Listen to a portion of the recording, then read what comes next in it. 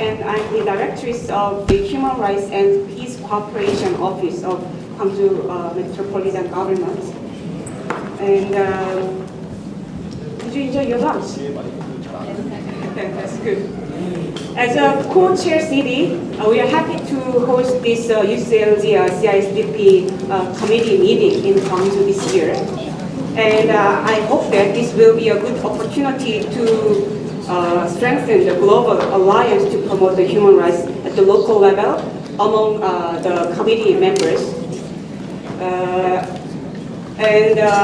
Before beginning the meetings, I'd like to explain briefly how today's program will be conducted. The first, the committee's co-chairperson, the Mayor Yoon Jang-hyun, will give welcoming remarks. And then I will invite the participants to introduce yourself one by one. And then the committee, last year's committee's work will be given to the participants.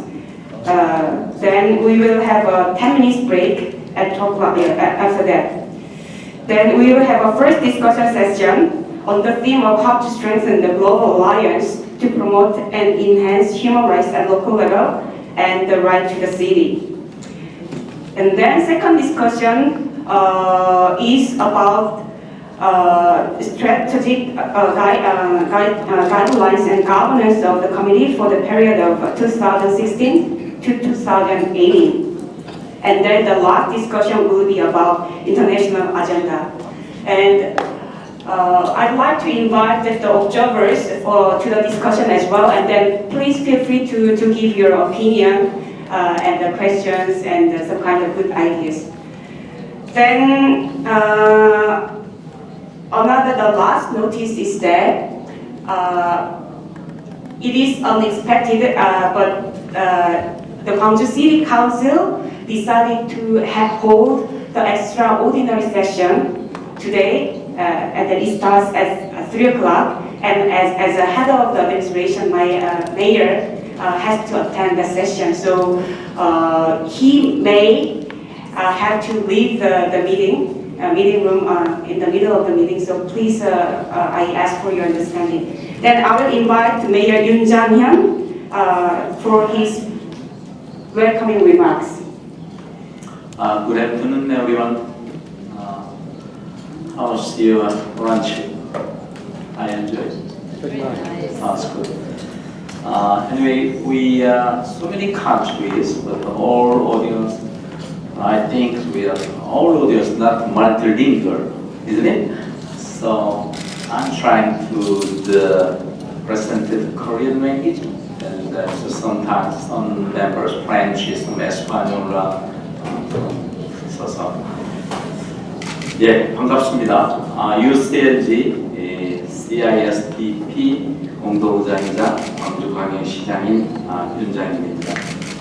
어제부터 시작된 2016년 세계 인권도시 포럼에 여러분들의 열정적인 참여를 통해서 매우 소중한 토론이 이루어지는 걸로 알고 있어서 감사의 말씀을 드립니다.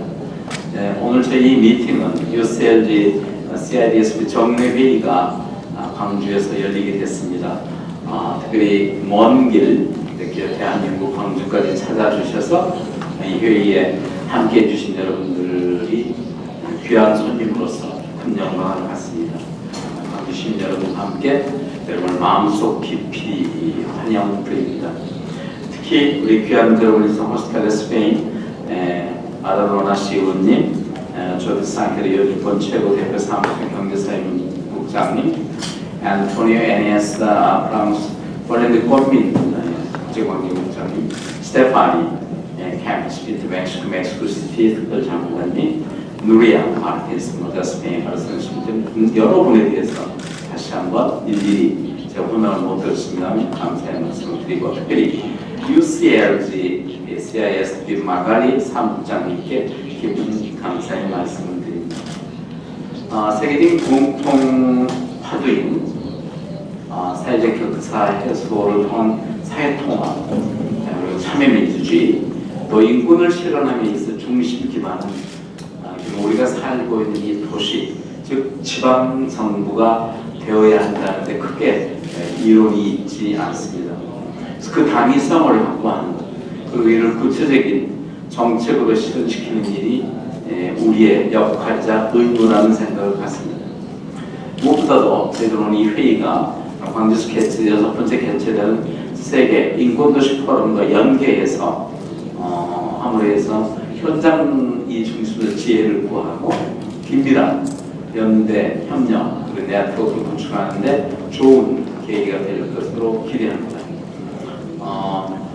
우리는 어디에 살고 있는가 주제를 갖고 이틀째 지금 포럼이 진행되고 있어서 도시의 진정한 기능, 우리는 어디에 살고 있는가지만 또 우리는 어떤 도시에 살고 싶어 하는가 라는 지속가능 발전 방향에 대한 논의가 지금 여러 분야에서 한창 진행되고 있습니다. 어떤 상황이든지 그 도시에 살고 있는 구성원 모두가 이주민이든 또는 그 어려움 속에서 탈출해온 사람이든 또 뭐 불법 이민자들이든 간에 단 한 명도 소외되지 않고 인간답게 더불어 살아갈 수 있는 환경을 만드는 일에 여러분의 많은 경험과 지혜를 그렇게 기대합니다. 오늘 회의 또한 세계 지방정부연합이 더욱 긴밀하게 소통하고 연대하여 사람 중심의 가치를 놓치지 않고 더불어 사는 지구체를 만드는 일에 좋은 계기가 되기를 희망합니다. 경계를 넘어서 그리고 연대를 위하여 이 화두는 앞으로 계속 우리가 함께 가야 될 미래의 새로운 것을 생각합니다. 다시 한번 이 자리에 계신 여러분들께 존경과 감사의 말씀을 드리고 특별히 한국에 날씨 지금 굉장히 좀 더운 날씨입니다. 건강 조심하시고 또 여러분 사이에 큰 친교의 성과가 있으시기를 기대합니다. 고맙습니다.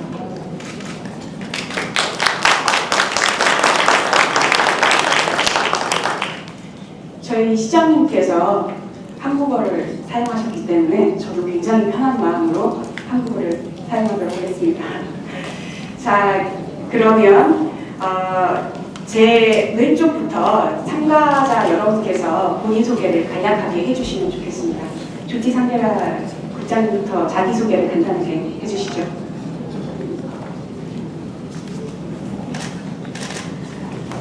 Good afternoon, everybody.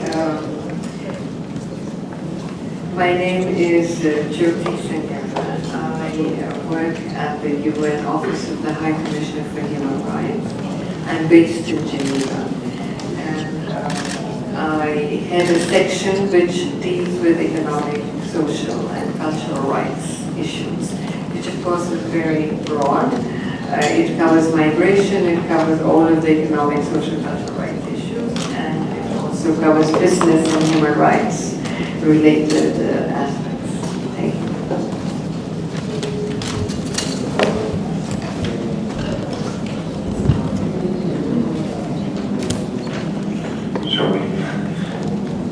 Soy José Tellez, teniente de alcalde de Gobierno y Recursos Humanos del Ayuntamiento de Badalona.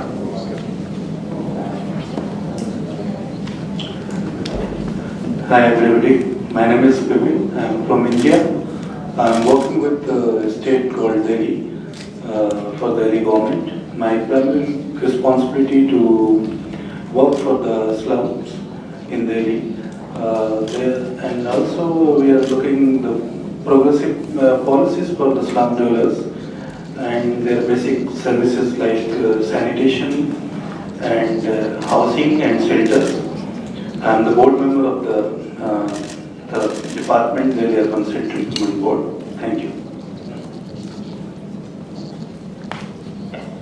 Hello, my name is Morten Kjær. I'm director of the Raoul Wallenberg Institute in Sweden, Lund, and we are working with the Swedish Association of Municipalities and Regions as well as we work with some of the Swedish cities on how to become human rights cities. Before I took up that post, I was heading the EU Fundamental Rights Agency in Vienna, where we also, some 7-8 years ago, started work with European cities on their responsibilities on human rights, developed an interesting toolbox that you can also find on their website. Thank you. My name is Mugianto. I am from the International NGO Forum on Indonesian Development. My organization has more than 70 NGOs members from all over Indonesia. And my organization is working on different issues on SDGs, business and human rights, and also promotion of human rights cities in Indonesia. Thank you. Good afternoon, everyone.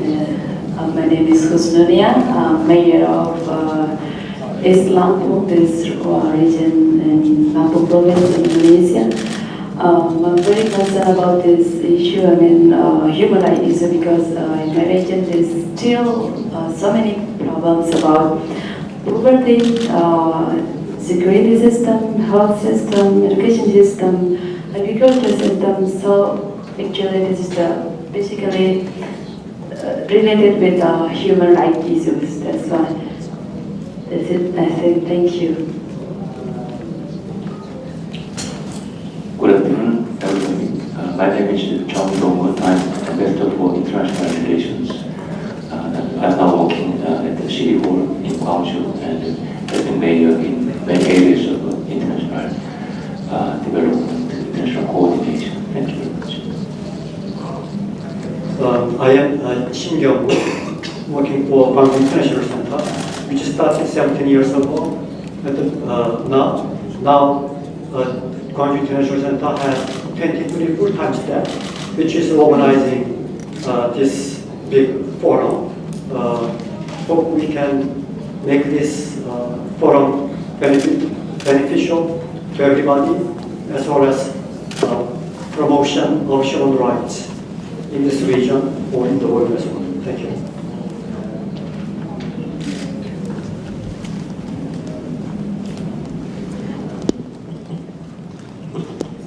안녕하세요. 저는 서울시청에서 온 곽유경이라고 하고요. 비록 저희 서울시가 지금 CISDP의 멤버는 아니지만 목적으로서 어떤 얘기를 좀 하시는지 좀 궁금해서 오늘 참석하게 되었습니다.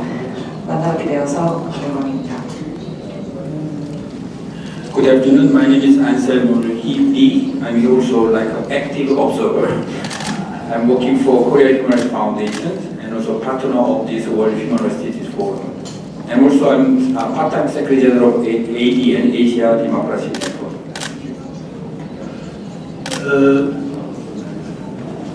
Nice to meet you. My name is Naganche from Gwangju City.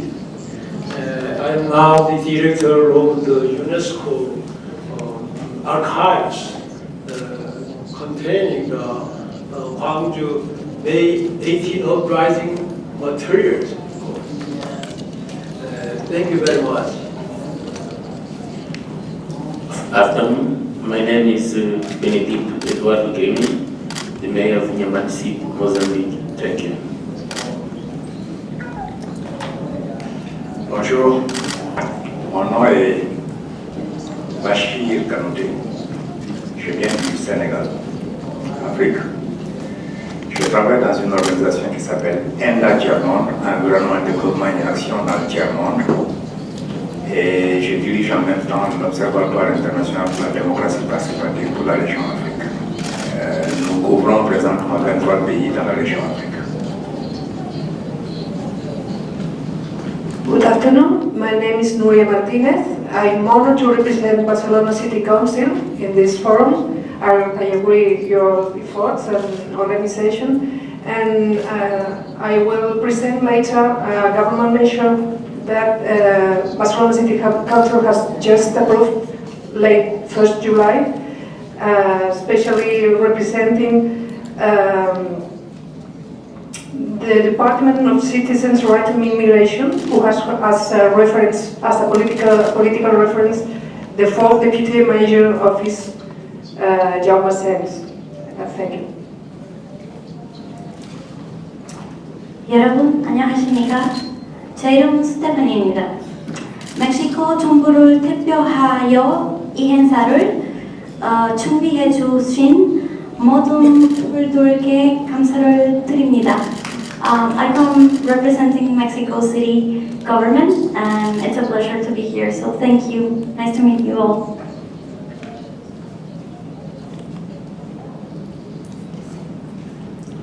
Bonjour, je m'appelle Antonio Nieza, je suis membre du cabinet de M.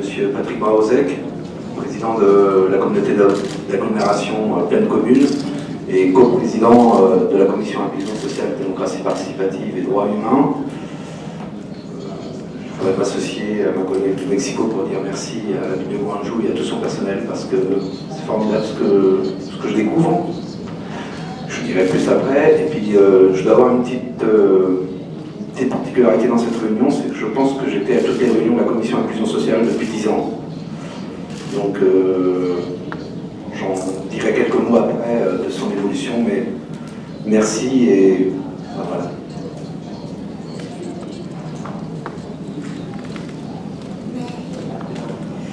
네, 소개 잘 들었습니다. 그러면 다음으로 2015년 CISDP 위원회 활동 실적 및 예산 보고를 듣도록 하겠습니다. First of all, maybe I can introduce myself because I haven't did it.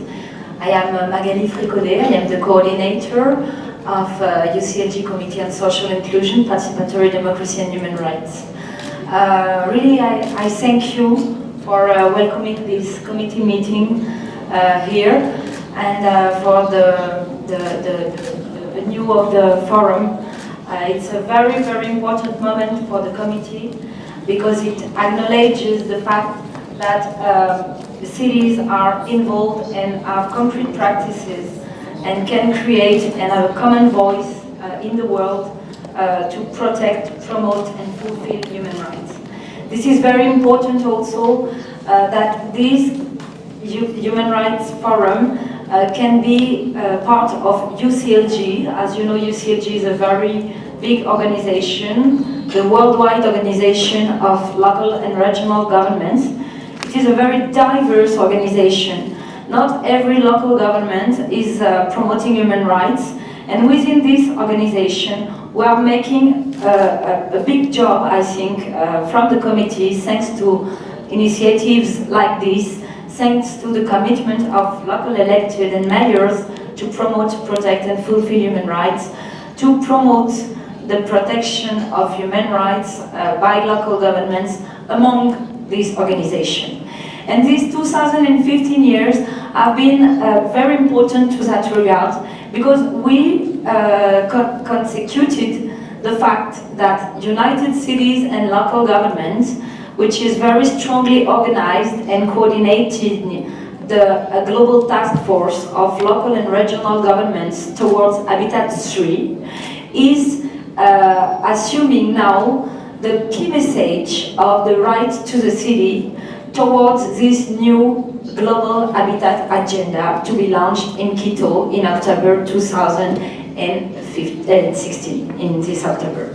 So I would like to say that thanks to political commitments, thanks to these kinds of meetings, thanks to the initiatives that we had also this year during the COP21, we can we can have great advances towards human rights protection community at international level, together with civil society and with research sector. So I really like to say that I am honored to be a coordinator of this committee. I am honored that you, Mr. Mayor, are a co-president, because as you know, we have 4 co-presidents, 2 French co-presidents, one Latin American co-president, Mexico City president of the government, and you, Mr. Mayor, as an Asian representative. So it shows also that human rights is a universal concern, and that all cities around the world can make advance these human rights concerns. So thank you very much. This was my introducing word. So now, as an executive secretary, I would like to introduce you maybe for those who don't know, because as you said from Seoul, the representative from Seoul said that it wasn't officially a member, but our committee has always been a place very open, where partners and cities that are not formally members can be, because the idea is to extend these networks of human rights cities. So Seoul, you can feel like you're a member, and we know very well your policies, and we appreciate, we promote it when we can. So thank you also for being here. And we have also here some civil society organization with whom we have always worked. If you don't mind my PowerPoint of the 2015 activity report, if you let me enjoy the translation to speak in French so that I can be more quick, it would be nice. So I don't know if the PowerPoint can be launched. Donc, the PowerPoint.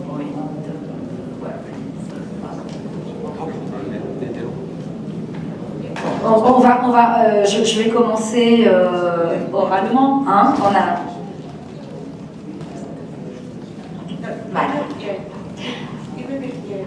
Ok, pas de problème, hein, excusez-nous, c'est parce qu'on a nous-mêmes eu des petits problèmes de PowerPoint, que voilà. Alors, on a eu une année qui a été marquée par un grand nombre d'activités pour promouvoir les droits humains dans la ville et le droit à la ville, et notamment en alliance avec la société civile réunie au sein de la plateforme globale pour le droit à la ville, dont nous sommes membres, qui est une organisation qui regroupe 250 organisations de la société civile et réseaux de villes pour promouvoir le droit à la ville. 2015 a été aussi un moment pour lancer un nouveau projet qui s'appelle le projet de monitoring de l'application des droits reconnus dans la charte Agenda mondial des droits de l'homme dans la ville. Ça a été un nouveau projet important parce que souvent les villes qui sont membres de la commission ont besoin de voir les implications concrètes de ce travail, et donc on a avec Bogota développé un nouveau programme de monitoring, donc de l'application des droits sur les territoires, qui a été très intéressant et qu'on aimerait développer dans les années à venir. Voilà, vous avez ici les logos des villes qui co-président la commission et qui nous soutiennent aussi financièrement, grâce auxquels donc, nous pouvons assurer la coordination. Hein, donc vous voyez qu'il y a Plaine Commune, la Seine-Saint-Denis, la ville de Mexico et Guangzhou, que je tiens à remercier. So, donc je vais simplement rappeler les missions de la commission et puis revenir sur les principales activités de l'année 2015 pour qu'on puisse ensuite avoir un petit échange autour de ces activités. Ah, non, pardon. Donc, vous savez que United Cities and Local Government, c'est donc la principale organisation des gouvernements locaux et régionaux dans le monde, qui représente les gouvernements locaux et qui a un siège consultatif auprès de l'ONU à ce titre. Elle existe depuis une dizaine d'années et elle a 7 sections régionales sur chacun des continents. En ce qui nous concerne ici, c'est ASPAC, Asie et Pacifique, et hier le gouverneur de la province de Jeju était présent, c'est lui qui préside la section Asie-Pacifique de CGLU. CGLU a donc l'objectif de représenter, de défendre les intérêts des gouvernements locaux face à la communauté internationale, aussi de renforcer le rôle des gouvernements locaux et de leurs organisations dans la gouvernance mondiale, d'encourager et d'améliorer la décentralisation et l'autonomie locale, et aussi de devenir la principale source de support, de soutien pour les autorités locales et régionales. Donc il y a environ 1000 villes membres qui viennent de 95 pays qui adhèrent à CGLU, mais, et c'est important de le mentionner aussi, il y a aussi 140 associations de gouvernements locaux, ce qui fait que nous ne représentons pas seulement les grandes villes, mais aussi l'ensemble des pouvoirs locaux. CGLU, c'est 13 comités et 4 groupes de travail qui répondent à des besoins des gouvernements locaux membres d'approfondir certains sujets ou parfois de répondre à un engagement politique. C'est plutôt le cas de notre commission qui a été créée en 2005. Au départ, elle part d'un mouvement politique de gouvernements locaux qui se sont réunis dans le cadre du Forum des autorités locales pour l'inclusion sociale et la démocratie participative en marge du Forum social mondial de Porto Alegre et qui ont décidé ensuite, pour porter ces messages, de rejoindre l'organisation des gouvernements locaux au niveau mondial.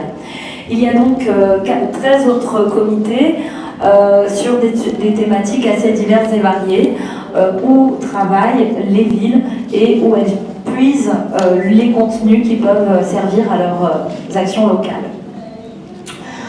Notre commission s'occupe donc de des trois axes principaux qui sont dans son titre, l'inclusion sociale, la démocratie participative et les droits humains, qui sont 3 sujets que nous considérons intrinsèquement liés. Et comment nous le faisons? Eh bien, en encourageant effectivement auprès de nos membres les politiques d'inclusion sur ces thèmes-là, inclusion sociale, participation et droits humains, à travers l'organisation de débats politiques, à travers la promotion d'échanges et d'échanges d'expériences et de séminaires, mais aussi à travers un travail de plaidoyer politique pour porter notamment la charte agenda mondiale des droits humains dans la ville que nous avons en 2010 qui a été rédigée sous la coordination de la commission et pas seulement. Nous nous servons aussi pour ce plaidoyer politique des principes de Guangzhou pour les droits humains de 2011, de la charte européenne de sauvegarde des droits humains dans la ville. Nous avons aussi mis en place avec le secteur universitaire, le centre d'études sociales de la ville de Coimbra, un observatoire des villes inclusives avec 66 et maintenant 69 avec la ville de Bogota dont nous avons fait l'étude récemment, 69 fiches d'expérience sur les politiques d'inclusion sociale dans l'ensemble des domaines, jeunesse, migration, personnes âgées. Il y a tout un secteur de recherche qui permet aussi de valoriser les politiques des villes dans de nombreux domaines pour promouvoir l'inclusion sociale. Alors, pour revenir sur cette année 2015, donc en ce qui concerne le travail de plaidoyer que nous avons fait, il y a eu un temps fort, un temps très fort, qui a été la déclaration de Mexico, qui a été adoptée par l'ensemble des villes membres et qui vous a été remise ici. Cette déclaration est le résultat d'une initiative prise par la ville de Mexico, où Guangzhou avait d'ailleurs participé, d'organiser un séminaire des gouvernements locaux pour le droit à la ville. Et nous avons dans cette déclaration réaffirmé l'importance du droit à la ville dans un monde majoritairement urbain et caractérisé par ses inégalités. Nous avons aussi invité à concrétiser ce droit à la ville et l'avons défini à travers 8 axes majeurs que vous retrouverez dans la déclaration. Nous avons appelé à l'extension du réseau des gouvernements locaux pour les droits humains et le droit à la ville. Et nous avons aussi appelé Habitat 3 à prendre en compte ces positionnements des autorités locales, puisque pour le moment nous sommes quand même dans un processus plutôt étatique dans la préparation, l'organisation et la mise en œuvre de l'agenda mondial de l'Habitat 3. Il y a eu un deuxième moment fort cette année, c'était à Saint-Denis et en Seine-Saint-Denis, dans la banlieue, dans la périphérie, nous y tenons, de Paris, où nous avons organisé pendant la COP21, et là aussi Guangzhou était présent, 4 temps forts pendant le Conseil mondial de notre organisation CGLU, pour porter un peu un autre regard, un regard qui part des territoires, qui part des habitants, qui part des gens et qui part de leurs mères, sur la question du changement climatique, où nous avons donc eu 4 événements. Un événement de la COP21 Habitat 3, les gouvernements locaux et leurs citoyens au cœur des défis, qui a réuni 200 maires à Saint-Denis. C'était un moment d'ailleurs assez émouvant parce que nous étions au Stade de France 2 semaines après les attentats. Nous avons pensé que cet événement n'aurait pas lieu et finalement il y a eu une mobilisation massive des maires et des citoyens du monde entier. Nous avons aussi eu une présence, comme toujours, au sein du Forum citoyen pour le changement climatique, pour porter aux côtés de la société civile la voix des maires progressistes qui ont dit qu'il n'y aurait pas de changement, de lutte contre le changement climatique sans la mise en place du droit à la ville qui permet de faire des villes pour tous. Et c'est ça la véritable soutenabilité, durabilité. Et puis nous avons aussi eu un événement parallèle pendant le sommet de la COP21 sur les villes de banlieue, les villes périphériques, avec notamment les maires de la banlieue de Dakar, Pékin, et aussi des invités qui venaient de la société civile. Voilà. Et puis un temps aussi avec les fondations pour voir comment mettre en place des stratégies ensemble, fondations et gouvernements locaux. Voilà, ça c'est la rencontre de Saint-Denis. Les messages principaux dont je vous parlais, il faut repenser la façon dont nous construisons et développons nos territoires pour atteindre la pleine écologie, démocratie et durabilité.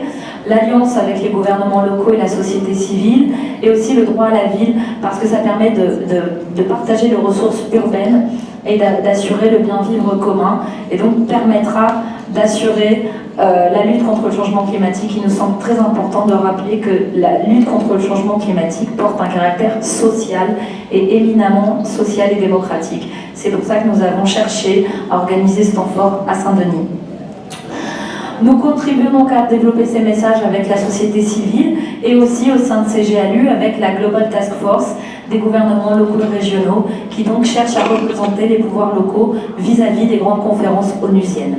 Et la plateforme pour la société civile qui représente 250 membres de la société civile et des gouvernements locaux et qui est partie d'une rencontre à São Paulo au Brésil en novembre 2014.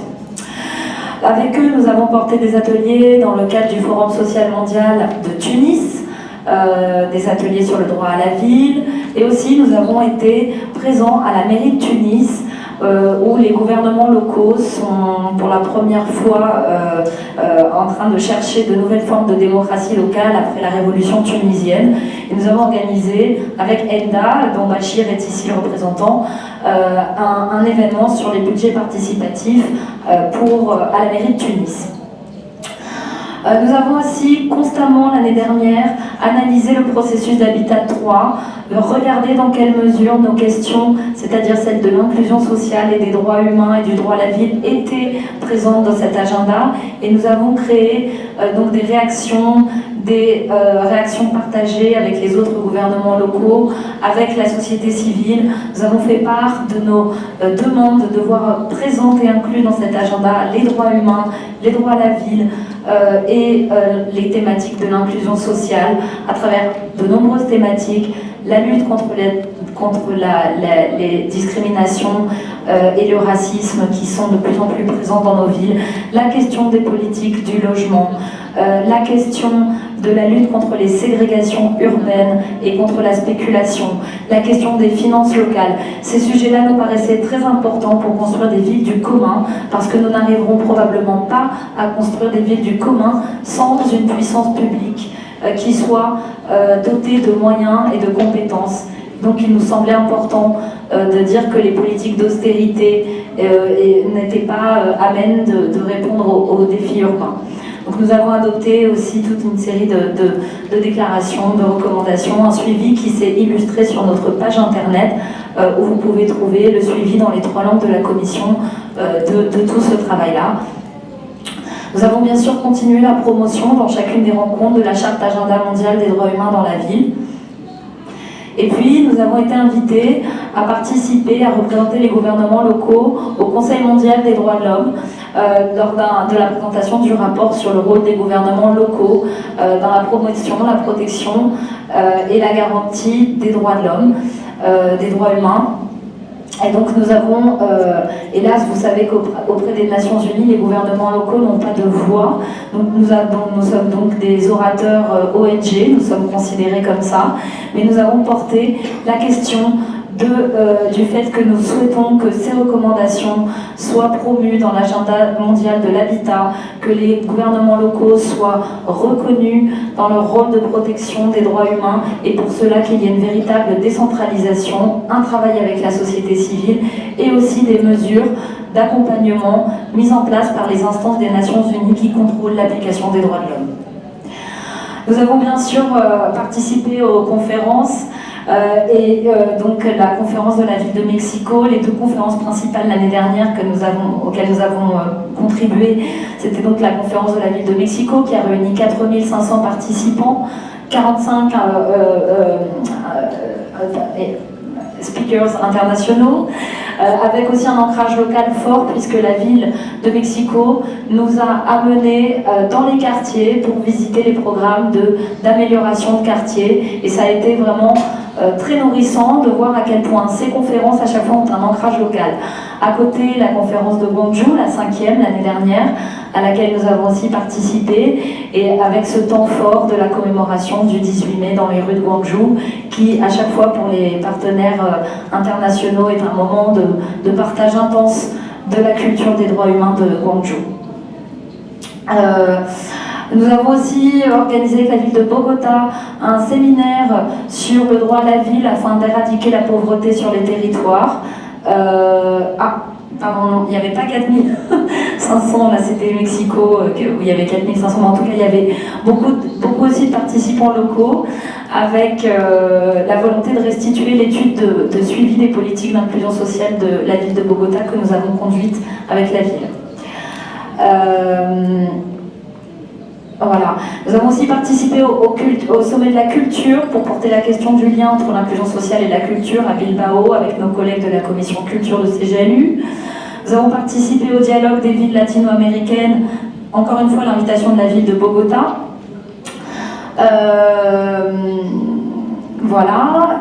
Et alors, le projet que nous avons lancé l'année dernière, c'est un projet d'évaluation de comment les gouvernements locaux, à travers leurs politiques publiques, mettent en place les droits humains.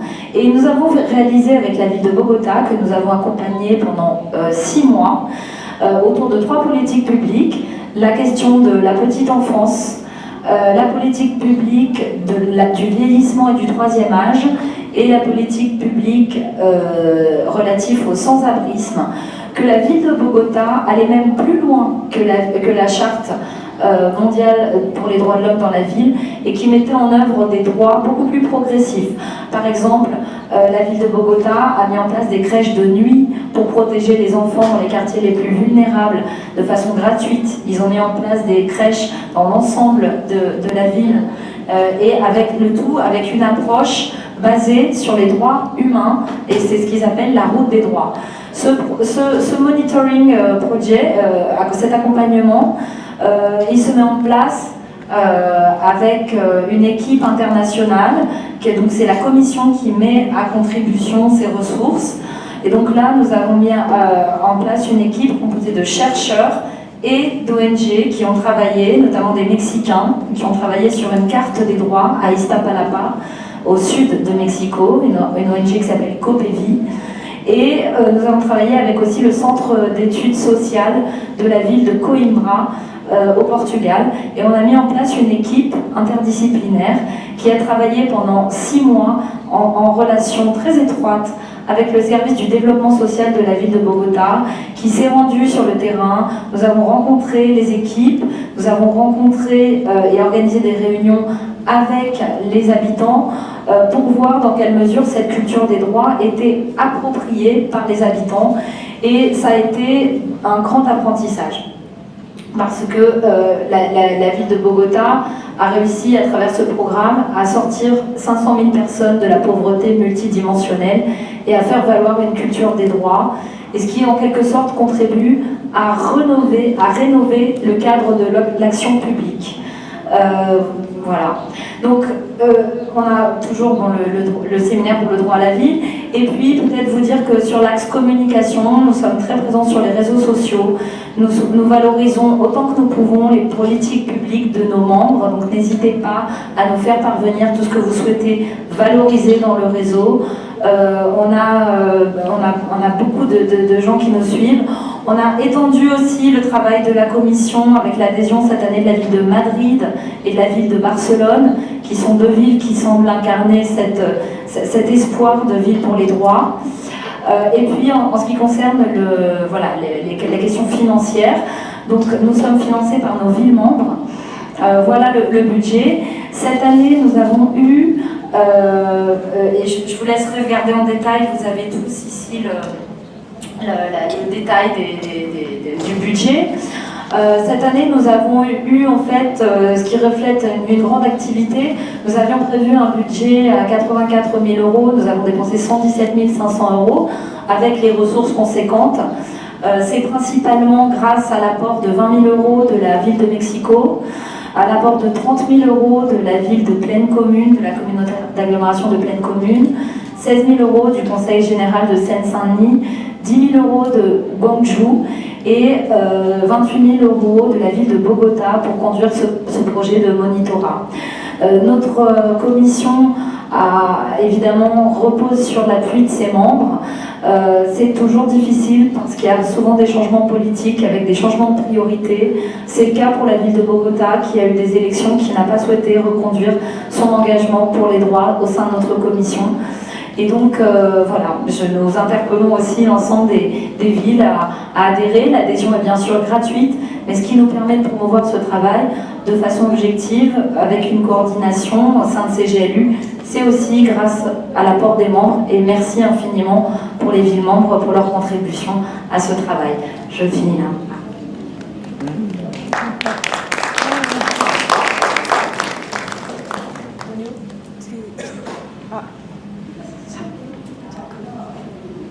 Je disais tout à l'heure que j'avais la particularité d'avoir 10 ans d'expérience dans la commission d'inclusion sociale, donc simplement dire quelques mots après le rapport d'activité de Magali,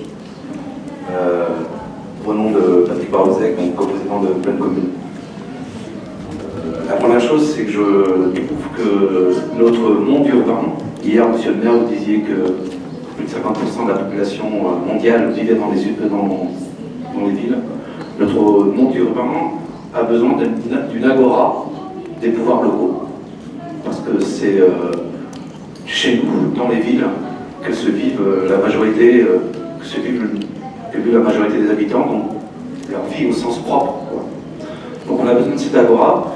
En ce qui nous concerne, la Plaine Commune, mais la Commission, pour nous, l'agora, c'est citer les gouvernements locaux unis. Une agora, c'est pour donner de la voix, pour en faire entendre nos demandes, faire entendre nos exigences. Et dans cette agora, il y a besoin d'en faire entendre plusieurs exigences, les droits humains,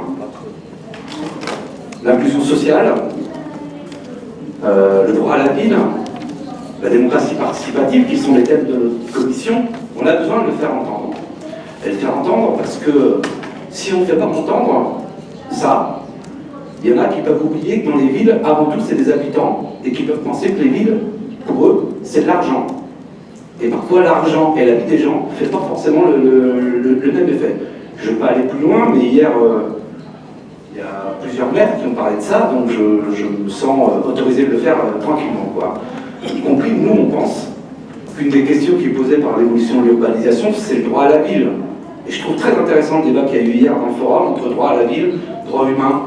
Tout ça ne se contredit pas. C'est à mon avis l'apport, le besoin de faire entendre qu'avant tout dans nos villes, ce sont des gens qui habitent. Et c'est pour eux qu'on travaille. Donc on a besoin de faire avancer ça, ces idées dans l'agora des villes, pour faire entendre ça au plan mondial. Et je trouve que le rapport d'activité qu'a présenté Magali, et pour le vivre de manière intense, ces questions que nous posons dans l'agora de CGLU, on commence à les faire entendre et à faire agenda. Y compris quand notre organisation comme CGLU se bat au sein d'Habitat 3 pour faire reconnaître le droit à la vie, pour faire reconnaître les droits de l'homme dans la ville, la question de l'inclusion sociale. Plus personne ne peut dire que cette question-là ne se pose pas. Mais plus personne ne peut le dire parce que nous avons pris la parole, nous, au sein de CGLU, à travers la commission. C'est ça la force de la commission. Il y a eu des moments de bas, des moments de haut, on est plutôt dans un moment de haut, parce que nous donnons la parole à toutes les expériences. Je vais provoquer personne en disant que sans la commission, j'aurais jamais connu Gwangju. Mais par contre, qu'est-ce qui m'aurait manqué dans ma vie de ne pas connaître Gwangju? Surtout parce que je découvre aujourd'hui le forum, son activité, etc. Donc c'est grâce à cette commission que je découvre Gwangju. C'est grâce à cette commission que Gwangju découvre plein de communes. Sinon, voilà, Paris, on connaît, Séoul, on connaît, Gwangju, on connaît moins, et plein de communes encore moins. Pourtant, nous avons une histoire commune, c'est la commune. Nous aussi, on a une autre commune. Donc, je dis ça parce que s'il n'y avait pas la commission, il n'y aurait pas nos voix, mais s'il n'y avait pas vous, il n'y aurait pas la commission. Parce que pour moi et pour nous, et je ne vais pas être plus long, mais c'est grâce à la prise d'initiative des villes, comme Gwangju, comme plein de communes, comme Mexico, comme d'autres, dans leur histoire. Barcelone à un moment, ils vont revenir à Barcelone, mais à un moment. Badalone aujourd'hui, c'est grâce à la prise d'initiative de nos villes, à notre volonté de l'échanger avec d'autres qui portent des choses similaires, que nous faisons voix. S'il n'y avait pas eu la détermination de Barcelone, de plein de communes et de Gwangju sur la question des droits de l'homme, on n'en serait pas là au plan mondial. Chacun a pris des initiatives, a invité l'autre, a débattu, a connu l'autre et a fait force ensemble au sein de CGLU à travers la commission pour porter cette question des droits de l'homme dans la ville. Pareil pour la question du droit à la ville avec Mexico, ou la question de faire entendre la voix des banlieues avec Badalone, la voix des périphéries, excusez-moi pour les traducteurs, parce que banlieue est un mot un peu difficile à traduire dans d'autres langues, mais voilà. Ce que je veux dire, c'est, moi je suis très fier, on est très fiers à la commune de co-présider cette commission, de la co-présider avec Gwangju, avec Mexico, avec le conseil départemental de Seine-Saint-Denis, avec Barcelone dans le futur. On est très fiers de le faire et je pense que c'est une chance qui parfois on a du mal à le sentir, mais prendre le temps de regarder l'autre est toujours un temps qui nous aide au plan local pour nous-mêmes. Moi je l'ai dit, j'ai appris beaucoup hier et ce matin déjà dans le forum. Je trouve que j'ai appris vraiment beaucoup de choses. Moi, je donne simplement un exemple, j'ai appris sur Gwangju, mais j'ai aussi appris beaucoup sur la ville de Zhuangzhou. J'ai un peu de mal à le dire, mais je trouve que, par exemple, on a quelque chose de très commun, son histoire avec la nôtre, Donc, certainement des choses à travailler ensemble. Mais on est là, et je finis par ça. Ne laissons pas la voix des pouvoirs locaux aux seules grandes villes et puissants. Nous devons prendre la voix des pouvoirs locaux pour faire entendre la voix de nos habitants et leurs exigences. Et c'est ça qui fera vivre une agora des pouvoirs locaux capable de faire bouger le monde. Merci.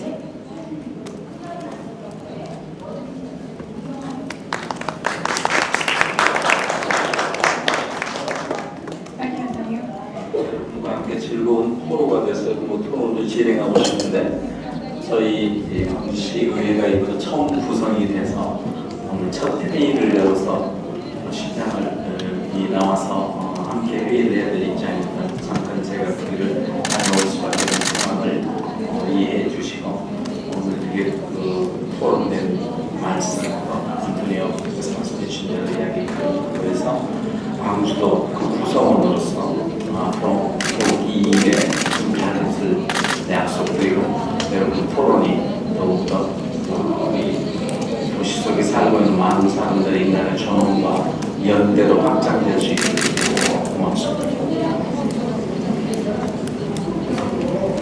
네. 그러면 10분 휴식을 하고 지금 시간이 2시 15분이죠. 2시 25분에 다시 회의를 시작하도록 하겠습니다.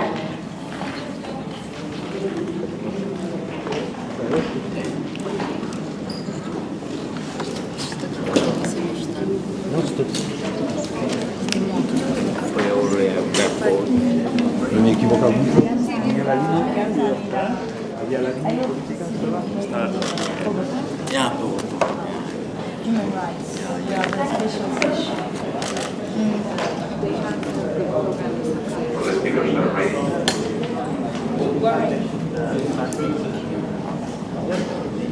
Bien, si nos importa a veces la intervención en castellano, temas internacionales.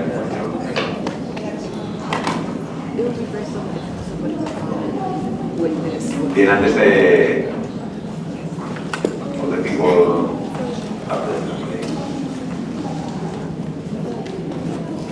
antes de hacer el siguiente debate que teníamos programado, si hubiera alguna pregunta, cuestión sobre el informe presentado por... Ninguna pregunta, cuestión sobre el informe de actividad presentado de 2015. Si no fuera así, pasamos al siguiente debate.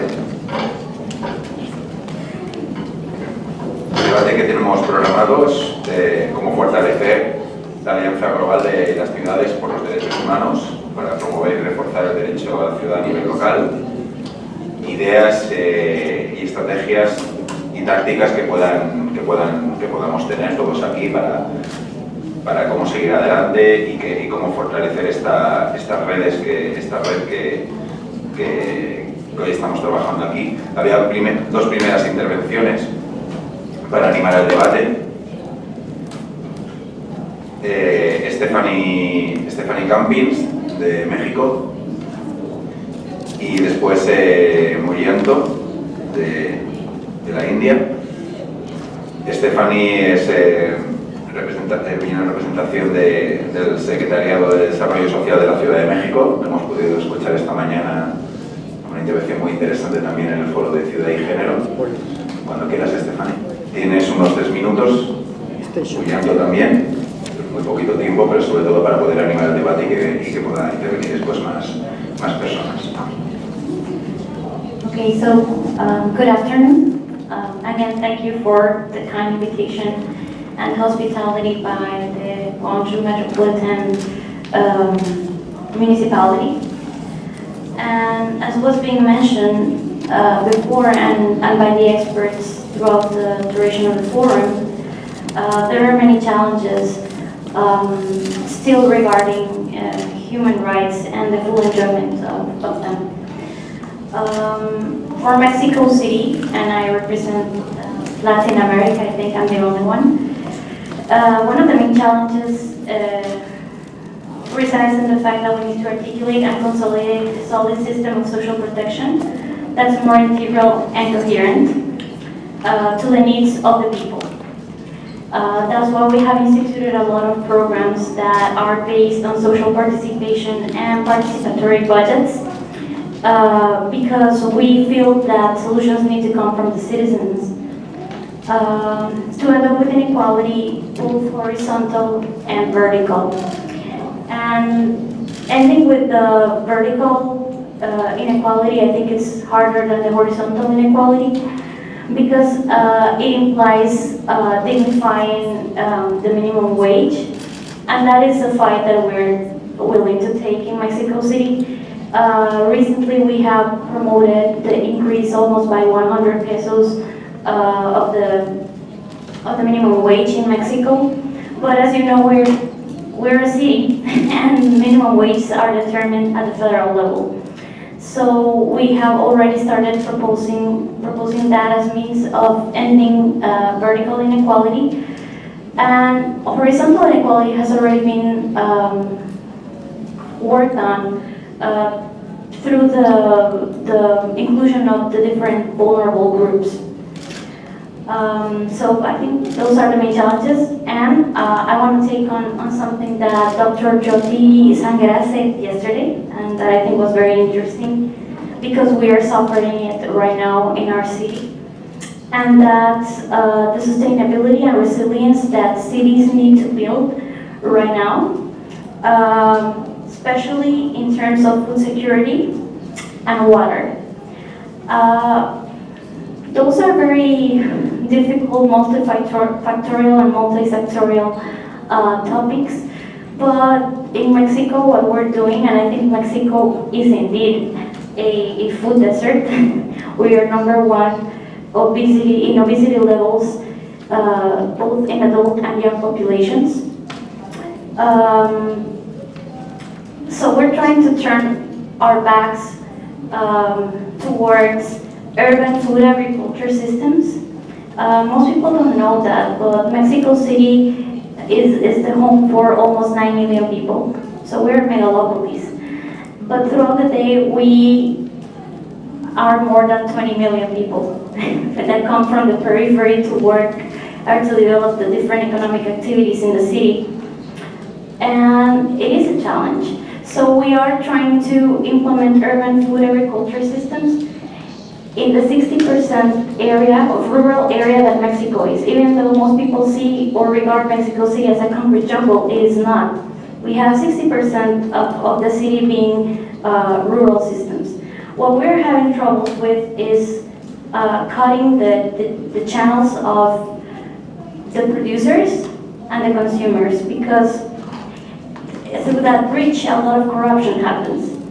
And the producers receive almost a tenth of what they earn, and this has made things more complicated.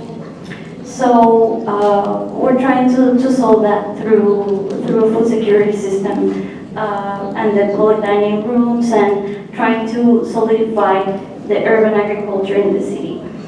And then regarding water, right now we're trying to harvest rainwater. Mexico City is a land of eternal spring.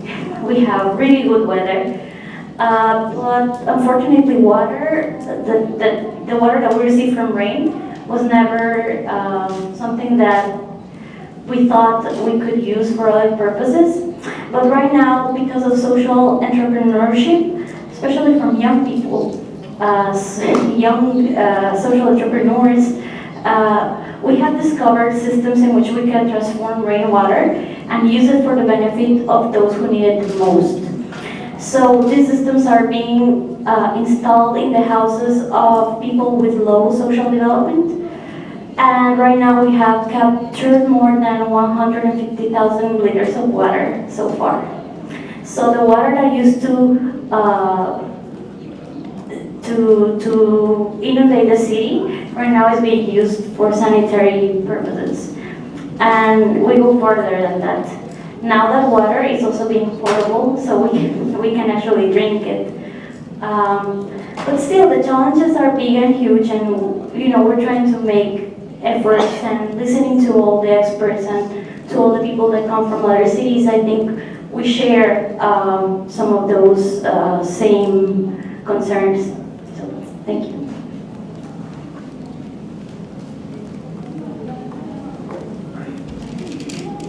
Muchas gracias, Stephanie. Bien, dentro de este primer bloque de debate estamos hablando de cuáles son los principales retos para proteger, respetar y promover los derechos humanos a nivel local. Stephanie nos ha comentado 3 retos, ha contado yo, si no me he dejado ninguno. Uno es el problema de la producción en nuestras ciudades, la corrupción que provoca una desconfianza también a nuestros ciudadanos, y el tema del agua, que también ha sido un debate recurrente en muchas discusiones de este foro. La siguiente intervención es de Muyanto, de la India, representante de la International NGO Forum on International Development. Muyanto.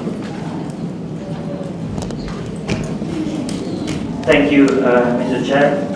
First, I would like to thank the organizer, the UCLG, for giving me the opportunity to share about my experience, our experience in Indonesia. But first, I would like to clarify that I'm from Indonesia, not India. Okay.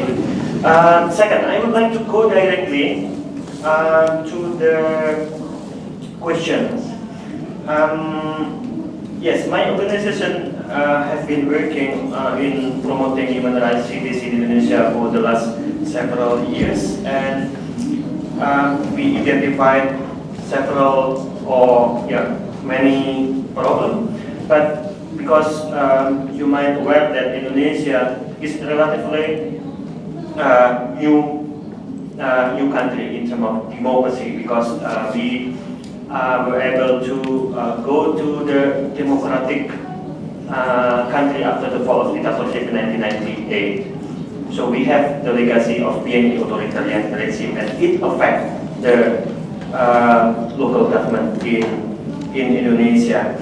And the situation we face also is about the religious fundamentalism in Indonesia, intolerance, and militarism, and that is why when we introduce the concept of human rights cities or the human right in the local government, we see it as like an alternative, alternative discourse to the fundamentalism, the market fundamentalism and religious or ideological fundamentalism.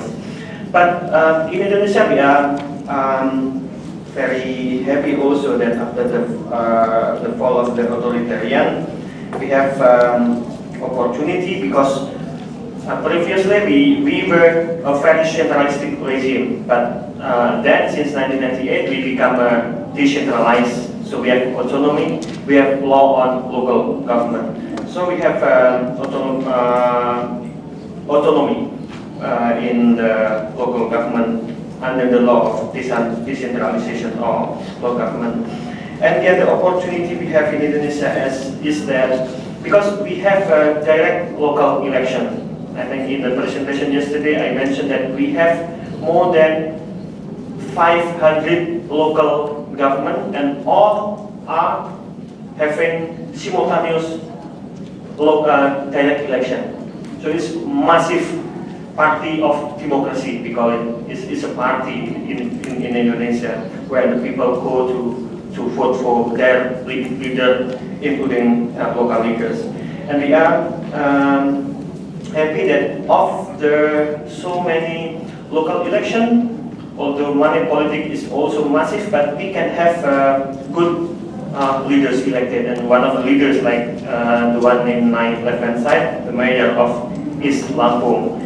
So with this new and open-minded local leaders who have a commitment on human rights, we engage, we work together, we convince, we lobby that it is important to make their city or their region, we call it as a human rights regencies or cities in Indonesia.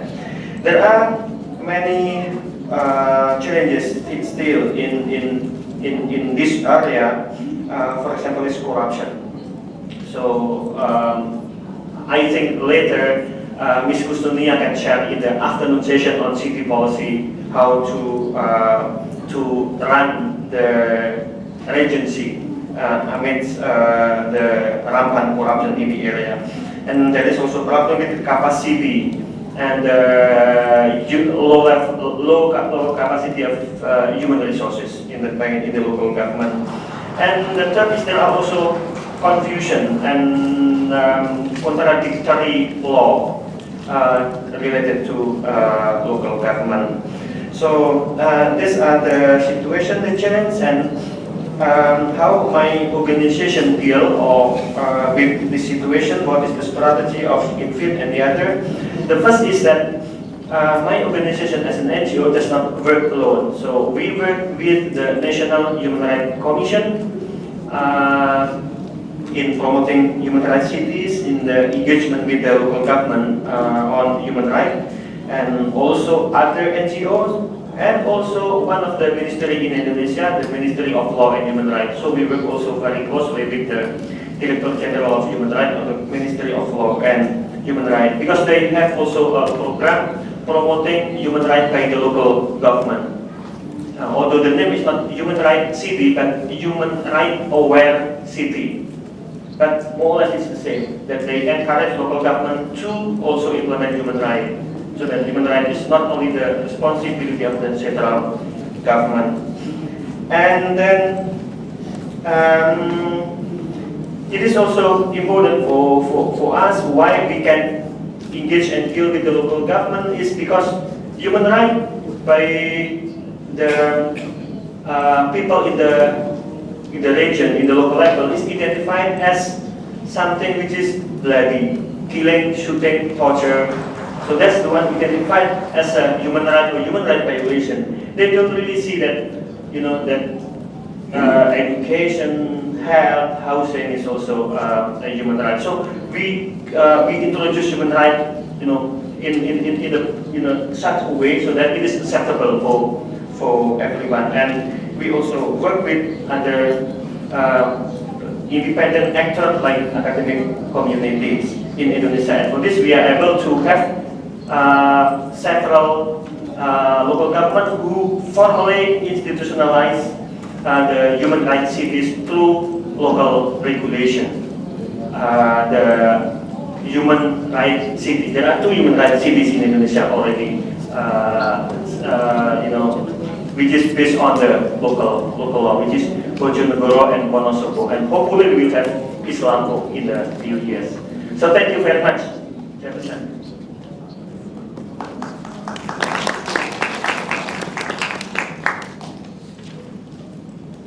Gracias, Moyento, y disculpa el error de tu lugar de procedencia. Bien, Moyento nos ha comentado en su intervención los problemas del fundamentalismo religioso y el militarismo que sufren algunos países, que son los principales retos en los países que sufren estos conflictos para proteger los derechos humanos, y también nos ha hecho una llamada a que recojamos en qué ámbito de nuestras ciudades consideramos que que es más frágil la protección o se producen violaciones de los derechos humanos. Creo que con estas 2 intervenciones podemos abrir un debate hasta las 3:30. Tenemos unos 40 minutos para hacer un debate, ¿no? Corrígeme si me equivoco.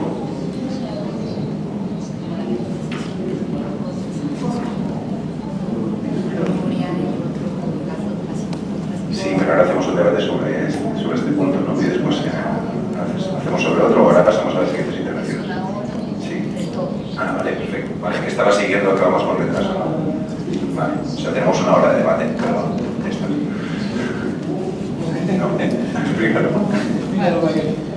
Now the idea was to have 3 main questions to organize an open debate with key interventions.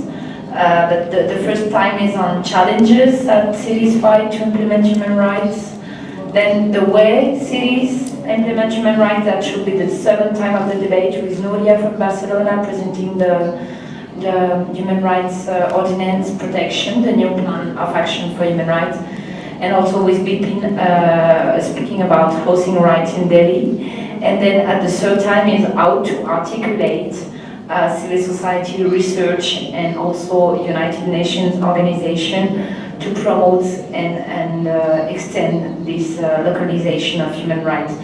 The idea is maybe to have a first exchange, but quite quick, maybe 10 minutes on the challenges, and then to go back to the intervention on the concrete protection of human rights, and then a quick debate, and then to have a more concrete, the 3 last interventions, and then a time of debate, in order to articulate debates time with presentations and to have a dynamic debate.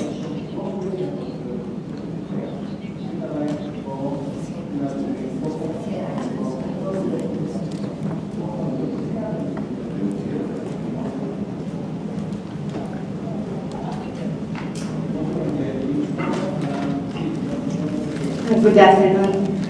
Thank you for the opportunity. I am Rose Strangana from the Philippine Alliance of Human Rights Advocates, and I would like to add on to the challenges.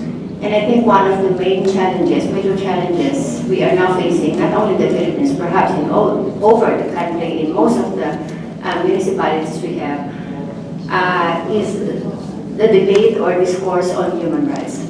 How much really do people understand human rights in its most common or basic language?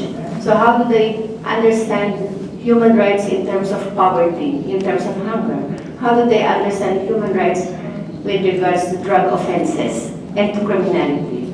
I'm sure you've heard of the Philippines right now.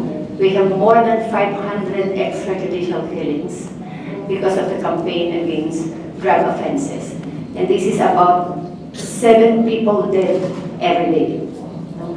And what is most alarming is seemingly normality of the situation. The people are accepting this discourse, this debate of human rights universality versus selectivity. That human rights is not for all, it's only for people who are good and not for criminals or drug offenders. That human rights can now be divisible. You can compromise your civil and political rights, your right to life, versus your right to freedom of information. So these are the things I think should be discussed by all our local governments, because this is very critical in ensuring that all people, all the citizens of any city, of any locality, could really participate in building up a human rights city. It's not only the government who says that this is how to make a human rights city, but it should be all citizens. The governance should be fully participative, understanding the meaning and essence of human rights. Thank you.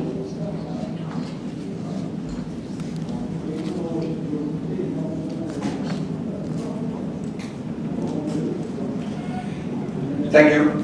This is really interesting to hear the challenges, and one thing in particular that makes me very happy in a way is that an issue that was not discussed just a few years ago is now coming up all the time, and that is the issue of corruption. I see if there's one single factor which is the most dominant in eroding human rights and democracy, then it's corruption. I simply can't think of any other factor. I mean, there are many factors, but this is really one of the dominant factors. And where I think we have failed in the human rights environment, that I'm part of myself, is to create the link between corruption and human rights. And I think this is maybe something which, where a network like this and the work of the cities could be instrumental in actually showing ways forward on how do we, in very practical terms, make that link between human rights and corruption. Of course, I firmly believe that that can be a driver also for people to better understand why corruption is so important to address. And I mean, if there's time, I would really like to hear more about the specific steps that you're taking in Mexico City. So either now or in the break. Thanks.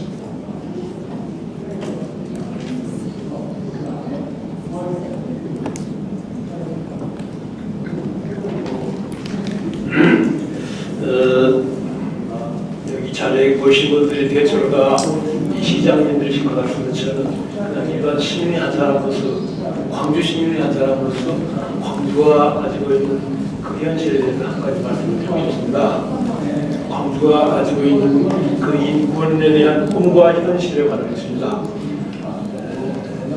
20세기에 들어서 상당히 드문 일이지만은 광주는 1980년 5월 그 메이 오브 라이브 항쟁에서 10일 동안 이 국가 권력을 이렇게 국가 권력이 철수하고 완전히 그 리버레이티드 커뮤니티, 그리고 완전히 해방된 그런 과정이 있었습니다. 그런 경험에서 우리들은 거의 완전한 수준의 인권을 실현했다, 이런 그 평가를 할 수 있는 것입니다. 왜냐하면 거기에는 극단적인 형제가 있었고, 범죄도 없었고, 로버리, 약탈도 없었고, 또 거기에는 아주 희생적인 그런 나눔이 있었기 때문에 그렇습니다. 그래서 우리 국내에서 광주에 대한 국내의 그 기대는 대단히 그 두드러진 역사적 경험을 갖는 인권도시로서 이렇게 인식이 되고 있지만, 우리들의 현실은 또 그렇지 않은 면도 있습니다. 지금 현재 이 광주가 한국에서 다른 여러 도시들에 비해서 얼마나 그러면 두드러진 인권을 현실하고 실현하고 있느냐, 이런 문제에 대해서는 사실은 그렇게 두드러지게 내놓을 만한 실적은 없다고 생각합니다. 비록 우리들이 많은 그 활발한 NGO와 이 시민의 여러 뜻을 따라서 인권을 이렇게 인핸스먼트하기 위한 노력들을 많이 하고 있지만, 현실적으로는 그렇지 않습니다. 저는 지금 현재 그 유네스코의 프로젝트 하나로서 세계 기록문화유산으로 지정된 광주의 5.18 기록물들을 관리하고 있는 그 유네스코 The Memory of the World Archive를 관리하고 있습니다. 거기서 보면은 인권을 이렇게 업그레이드하는 그런 다양한 기록들이 있습니다. 그런 것들을 관리하면서 볼 때 광주 시민이 그런 기록물들에 대한 인식이 그렇게 어느 수준인가 이런 것에 대해서 많은 그 실망을 할 때도 있고 또 시민들이 그런 인권에 대한 역사와 그 내용을 더 절실하고 충실하게 이해할 수 있는 그런 상황이 될 수 있기를 기대하고 그것이 하나의 이 시민 사회의 그 인권 수준, 인권 의식을 업그레이드하는데 하나의 그런 계기가 될 수 있지 않겠느냐 이런 의견을 제안합니다. 이상입니다. 땡큐.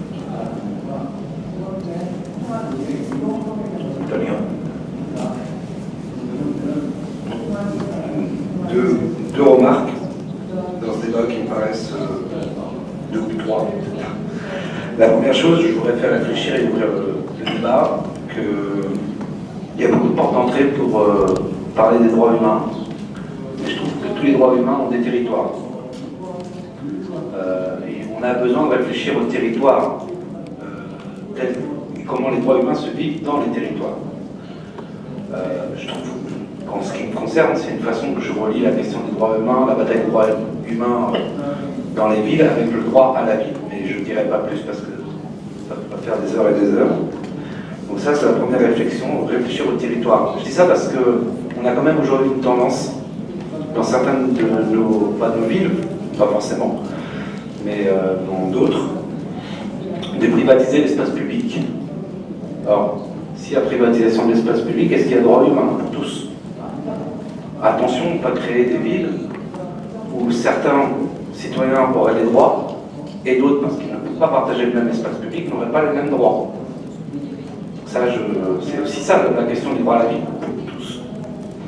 Ça, c'est une des réflexions. La deuxième réflexion, c'est, je trouve qu'il faut évidemment élargir les droits humains, mais aussi défendre ceux qu'on a. Je prends un exemple. La France vient d'être condamnée par l'Organisation internationale du travail sur la question du droit de manifester. En France, au nom de politiques sécuritaires, aujourd'hui, on est en train de restreindre le droit de manifester. Je parle du pays des droits de l'homme. Mais aujourd'hui, manifester en France une revendication, c'est beaucoup plus compliqué qu'il y a quelques mois, au nom d'une sécurité. Alors, évidemment, je ne nie pas les graves attentats qu'il y a eu dans mon pays. Personne ne dit ça. Mais je fais simplement rappeler, je dis ça, c'est-à-dire que moi je suis un des manifestants et aujourd'hui il y a des manifestants qui ne peuvent plus manifester. Je fais une remarque sur l'horrible attentat de Nice qui a eu lieu le 14 juillet.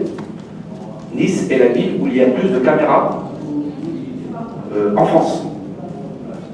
Le plus de caméras, le plus de policiers municipaux et malgré ce que disent certains, aussi beaucoup de policiers nationaux. Ça n'a malheureusement pas empêché l'attentat. Je dis ça parce que moi je sens ça en France, mais je le sens dans d'autres pays pour en discuter.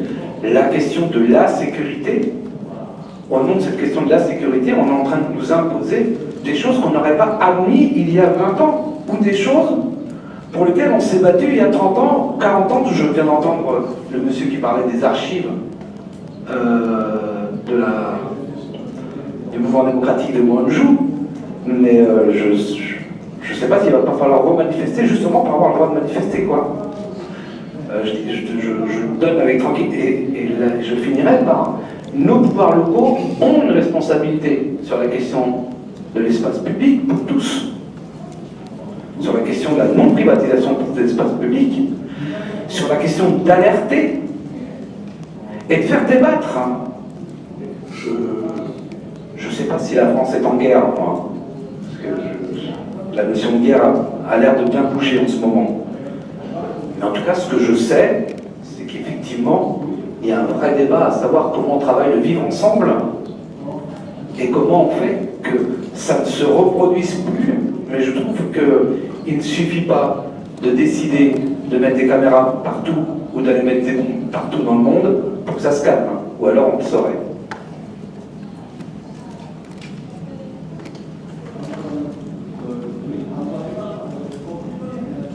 Thank you. I think the discussion here is really, really important. And what is heartening is that these kind of discussions are happening in several spaces. I think as human beings, as humanity, we've reached a point, perhaps globally all over, where I hear people saying enough is enough. And that is a very heartening moment. Unfortunately, we reached this point after many losses that we have suffered. The point I would like to make is two. One, that human rights are entitlements for all people, even criminals. They have a right to their human rights. Whether it is a fair trial, whether it is freedom from torture and detention, or whether it is due process. So a city cannot, and a local government cannot hierarchize its citizens. And that is important to recognize in human rights. The second thing is that, I think somebody mentioned here, we cannot selectively imbue human rights on some populations and not on others.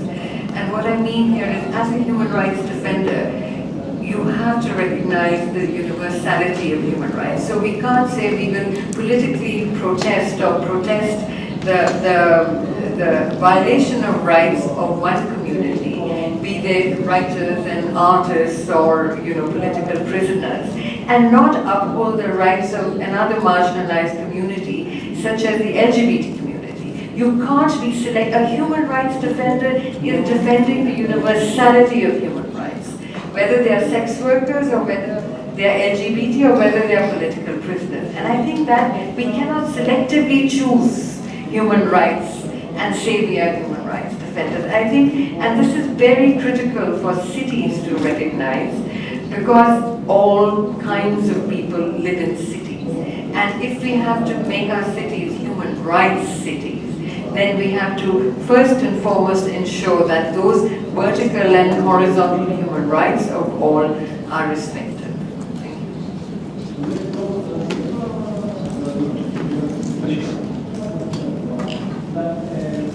Merci. En termes de défis, je voudrais identifier trois au moins qui, à mon avis, s'ils ne sont pas pris en charge, ne nous permettront pas d'avancer ensemble. Voilà, pour la vie. Le premier de ces défis, j'en ai entendu parler, c'est un peu le défi de la connaissance des mots par les communautés, par les élus, par les acteurs qui sont dans la ville. Je pense que quand on parle de la connaissance de ces communautés, en entendant celui qui s'exprime comme étant un simple citoyen, en entendant les questions sur la corruption, je pense que c'est important pour ceux qui sont dans la ville de savoir qu'il y a un ensemble de droits qui, s'ils ne sont pas adressés, peuvent amener la personne à se soulever, à manifester. Donc ce ne sont plus des besoins. Quand on parle d'éducation, quand on parle de la santé, quand on parle de l'économie, ce ne sont plus des besoins. C'est un ensemble de droits qui sont liés à la personne. Et donc, à mon avis, en termes de connaissance, c'est important de travailler à ce niveau-là. Donc, le défi de la connaissance. Le deuxième niveau de défi que je vois, c'est une fois qu'on connaît comment on peut agir. Le défi de la capacité, quand on parle de. Et ce défi de la capacité, il est au niveau des communautés, il est au niveau des villes, mais il est aussi au niveau des décideurs. Est-ce que ces décideurs savent que quand on est dans la ville, ils sont élus pour satisfaire à ces droits-là? Et s'ils doivent le faire, comment ils doivent s'y prendre? Puisqu'on peut savoir, mais ne pas savoir s'y prendre. Dans cela, la charte me paraît un document assez intéressant, puisque au même moment, ça touche les défis, mais ça donne aussi un ensemble d'orientation en termes d'action.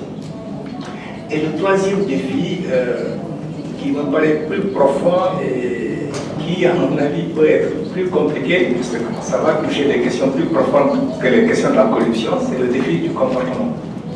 Donc, en termes de savoir-être, en termes de comportement et en termes d'attitude. Si à ce niveau-là aussi, un travail important n'est pas fait en termes d'accompagnement, et ça peut être plus long, mais si un travail n'est pas fait à ce niveau-là, en termes de défi, je pense que tout ce qu'on est en train de dire sur les droits humains dans la ville me paraît être des choses théoriques, mais qui ne rentreront pas réellement dans les comportements de tous les jours des citoyens.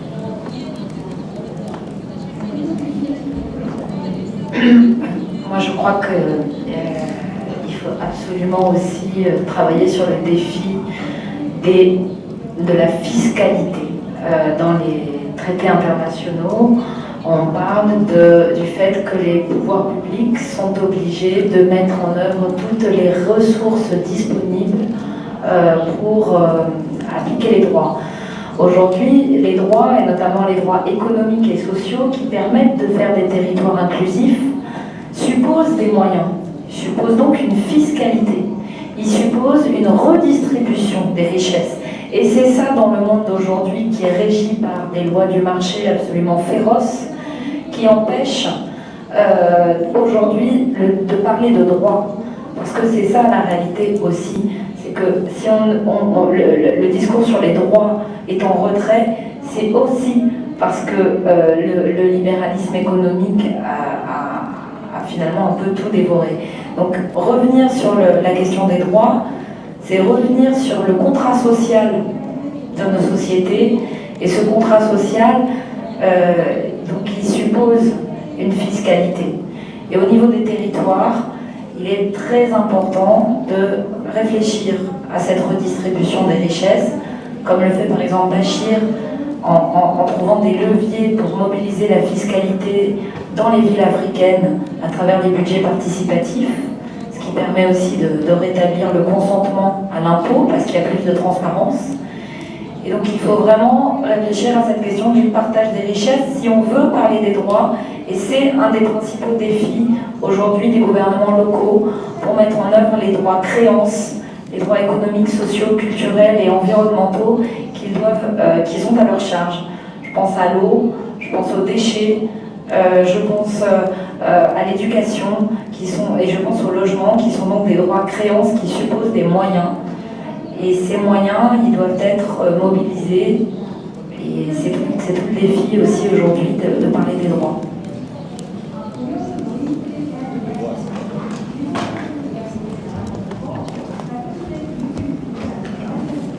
Thank you again thank you for the invitation to join this meeting.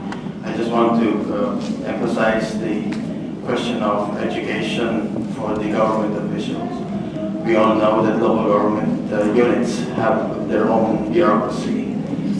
And I'm not referring only to local government officials who are going to handle human rights activities and programs, who are going to implement human rights policies, who are going to be the staff of human rights offices.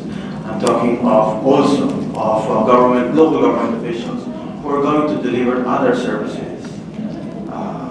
from economic to social welfare. Someone's talking about water, someone's talking about livelihood, and we need to have that kind of perspective on them. Someone's talking about attitude and what.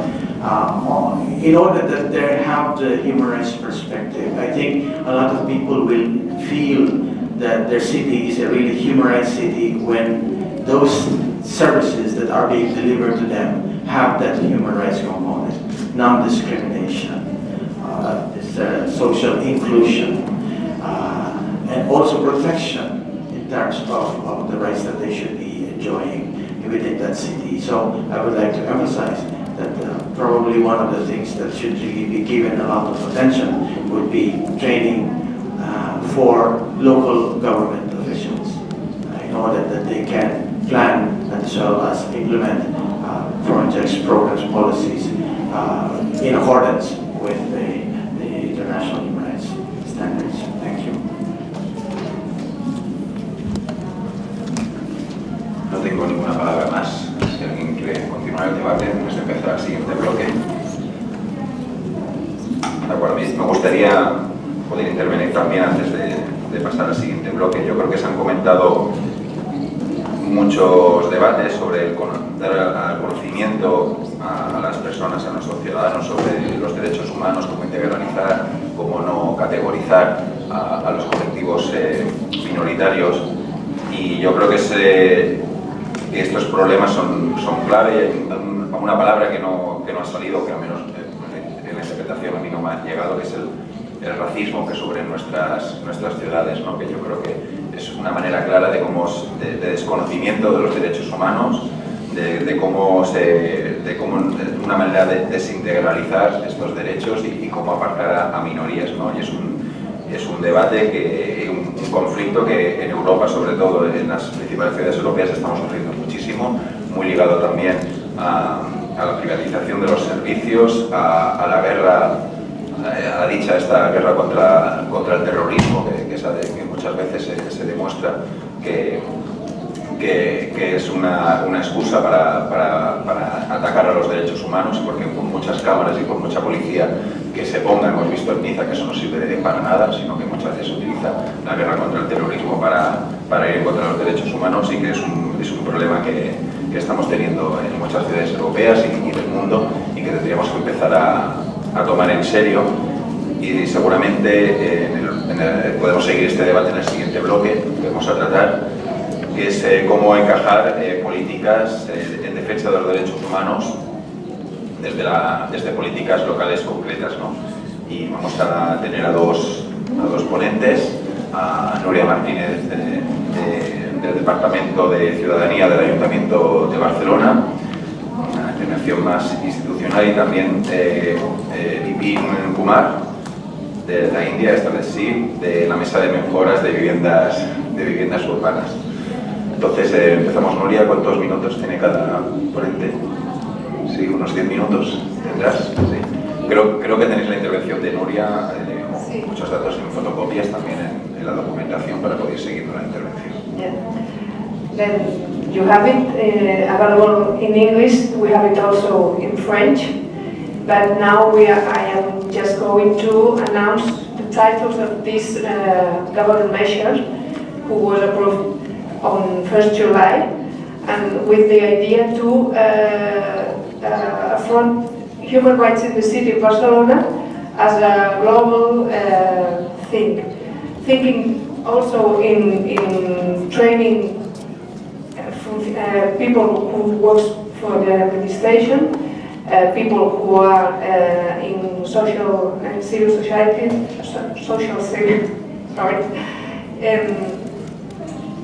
and thinking about the whole system, you know. So I will provide you with some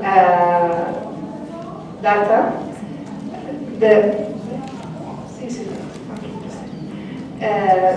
The government measure it's called Barcelona City of Rights Program. It belongs to the area of citizens' rights, transparency and participation.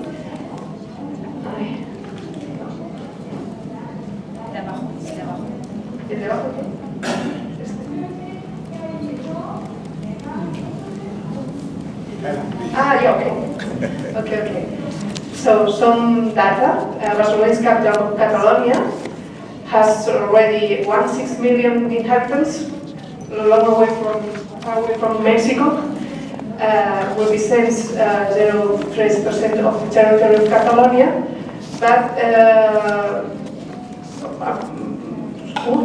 it's going on. Okay, that was not important thing, but it's to context the city.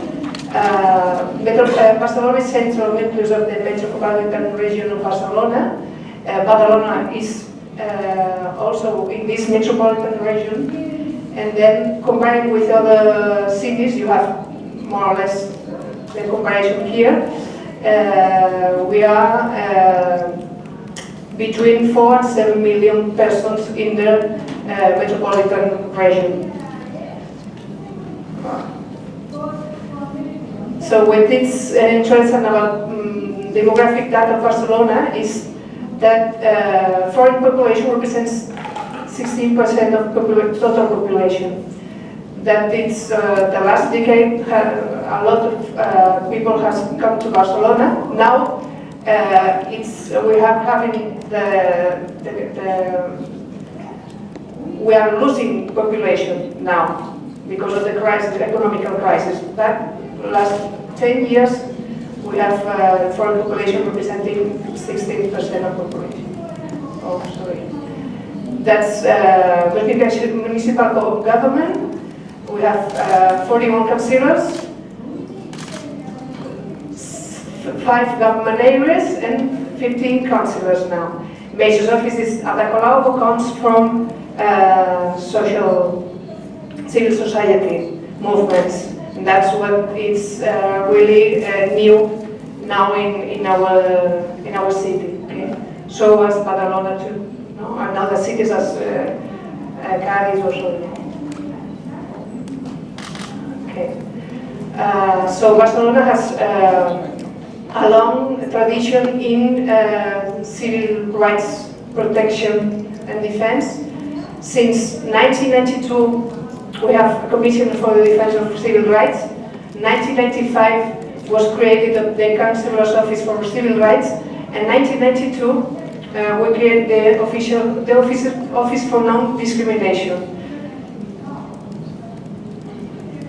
So the government measure you have available has one general objective, which is to promote a diverse, intercultural, multifaceted city where everyone has real, effective and equal access to all the human rights that are recognized and guaranteed by the city.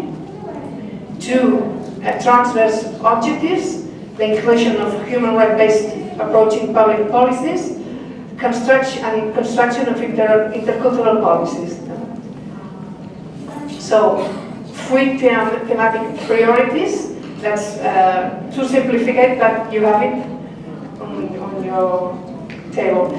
The first one is prevention and fight against the rhetoric of hate and discrimination. Second one, civil rights and public freedoms in the use of public areas. That has to do with demonstration rights and so on.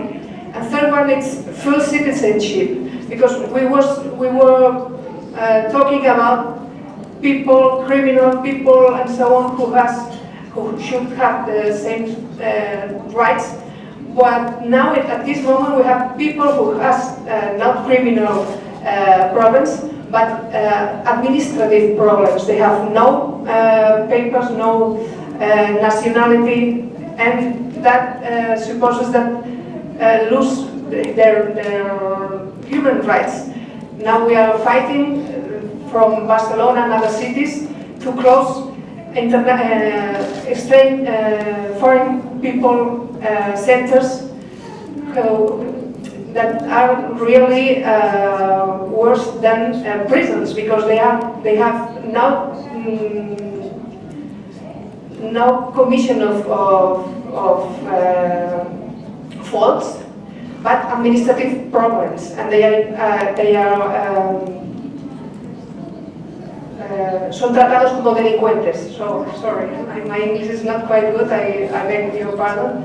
Then, this government measure has several lines of action. We are interested in concrete, what are we going to do? And these lines of action are divided on prevention and warranty and respect and protection lines. So we have 10 actions, which are the one you can see now. Respect actions as review of municipal regulation according to human rights standards. Second one, strengthening political advocacy on regulations affecting human rights that do not fall within municipal powers.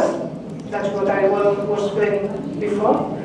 Then protection lines as the campaign Barcelona City Rights, that has to do with education and people from the city knowing which are their rights. You know, training plans to people who works in the administration, so police, so everybody who is now working in Barcelona City. Then methodological guides on the application of the human rights-based, okay. And we are also involved to people and associations who defend human rights in the city. We are now creating a network to participate, to strengthen these people to protect human rights in the city. Oh, sorry. Then 7 line of protection actions are to prevent and combating the rhetoric of hate, so resistance, xenophobia, hate to poor people, LGTB, and so on. Then what are now doing here, and it's active participation in international human rights networks and forums. We think that's a real an important thing then, and we are interested in continuing. And then warranty lines of action, study concerning the municipal guarantee mechanisms, and reinforced office for non-discrimination. Then we are applying these principles with 8 operational principles: territorialization, feedback and interdependency, networking and municipalism, co-production and co-leadership, local perspective, so globalization, a global and local perspective, application of international standards, intercultural perspective, and gender perspective. That are the operational principles in our diagram. And to end, this department belongs to area of citizens' rights, transparency, and participation, and it's organized like that. Okay.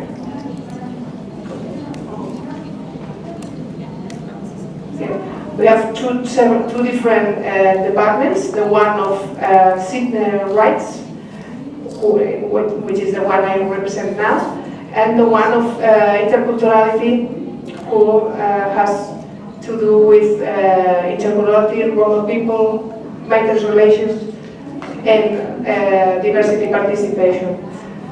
That's more or less what I could explain. You have it in your table. And what is important to say is that we have resources, economical resources to do that. We are investing 1 million euros from this year to 2019. So without money, it's difficult to do that. Okay. Thank you very much, and I forgive my English. Okay.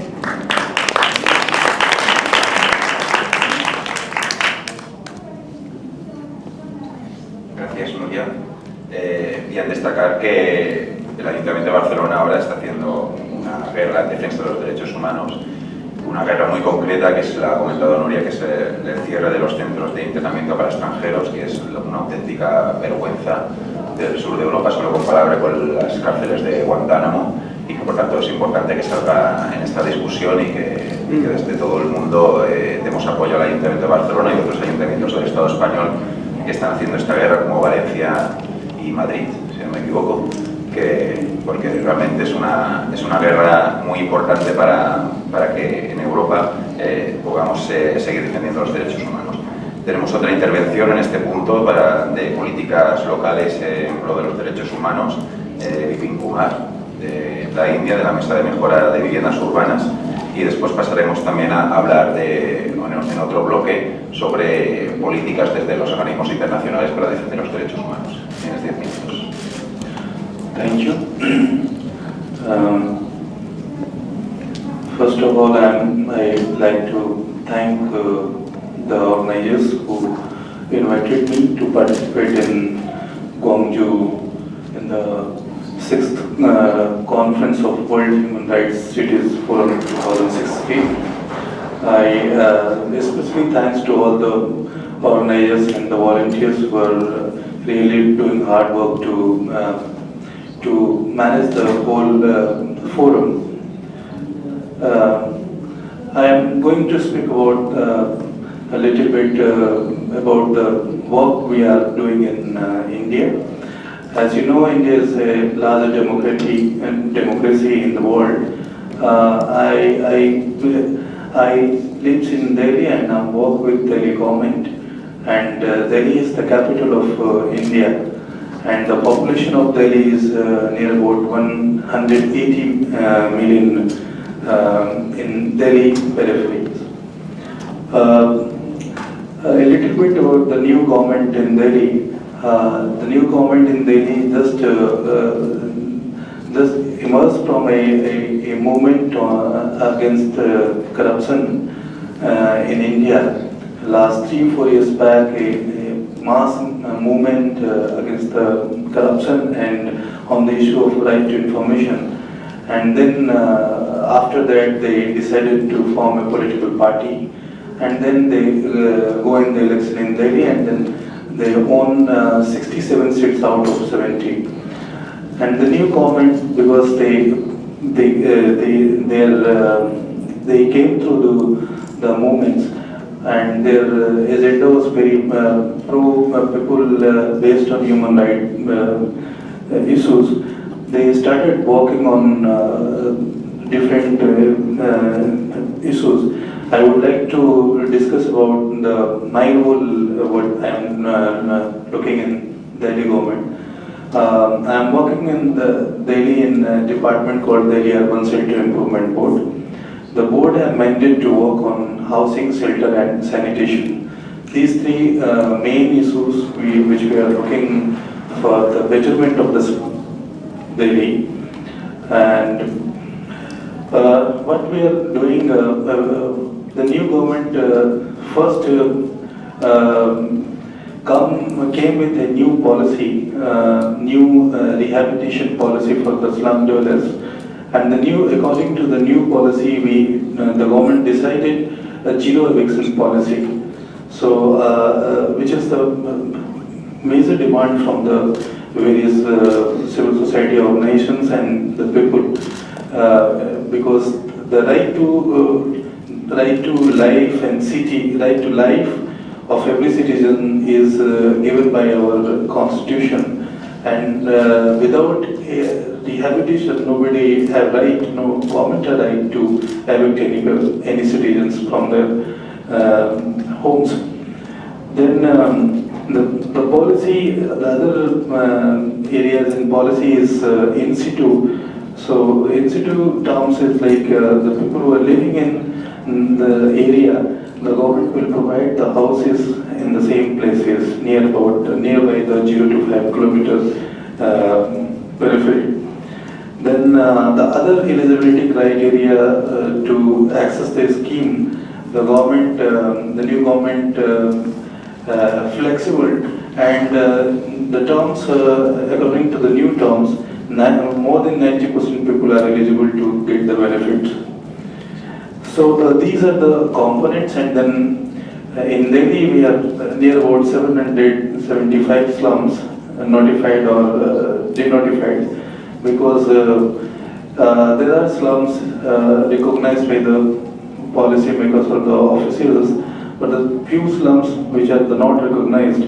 So the not recognized slums, in terms of the government policies, previous policy, they are not eligible for the basic services. But the new government decided to keep all the basic facilities, basic services to everyone, because they are citizens. And that's why the first work we decided to give them sanitation for all and water for all. This year we are going to construct near about 20,000 toilets in the slums, the public toilets, because the toilets is the big problem in our city.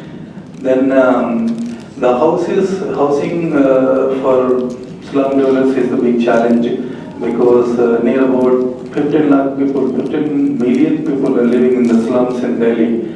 So In next 5 years, the government plan 3 million houses for the slum dwellers, and then the third agenda is shelters for the homeless people, because in Delhi there are thousands of people living on the street.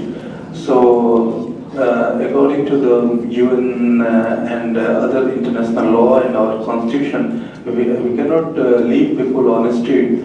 So we provide shelters for the homeless, and near about 201 shelters we open in Delhi. And these shelters are for the men, children, women and the family, and with the basic services. And there are other things which the new government provided to the citizens.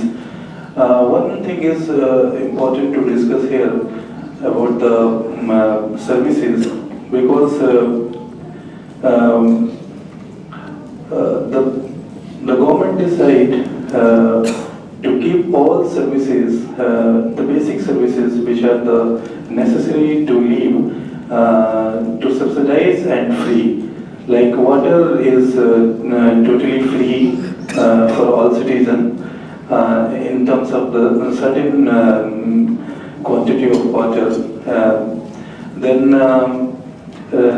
they invest in education system, which is most important, and then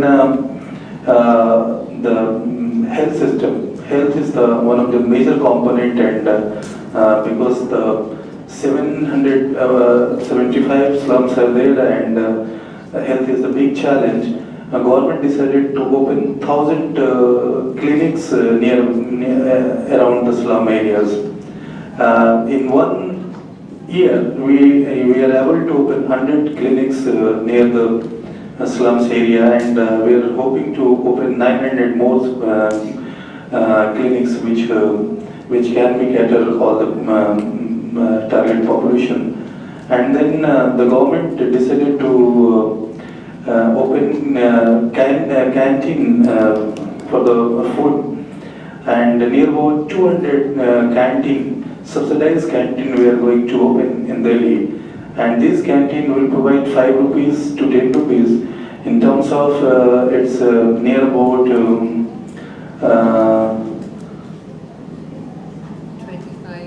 25 cents of the US for a full meal to every citizens.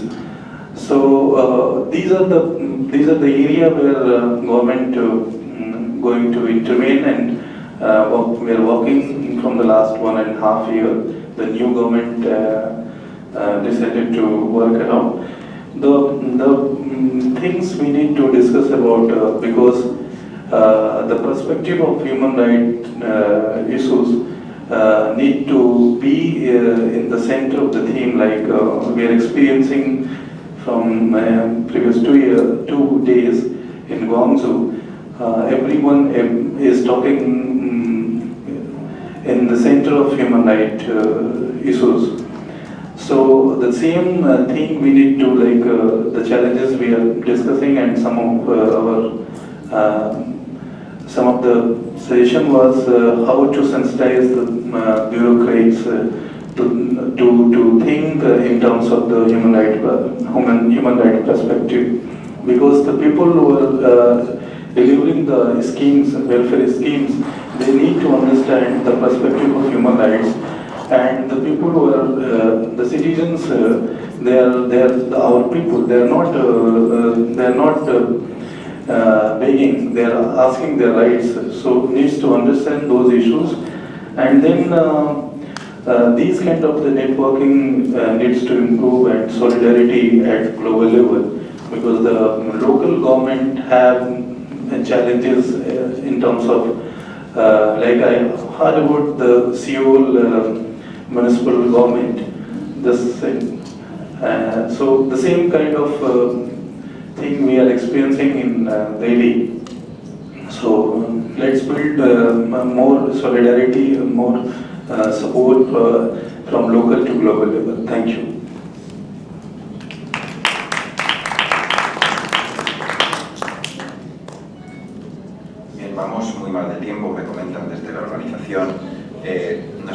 tres intervenciones en este bloque. Ahora hemos hablado de cómo articular políticas desde el ámbito local para defender los derechos humanos, y ahora pasaríamos a hablar de cómo articular estas políticas locales con estructuras globales. Y teníamos tres intervenciones de Jyoti Sanguera, de las Naciones Unidas, Morten Cajerún, desde la universidad, desde el ámbito universitario, y Anselmo Lee, desde la sociedad civil. Tendríamos 5 minutos para cada uno, 5 minutos, y si puede ser 4 minutos. 4 minutes is possible, 4 or 5 minutes for your intervention.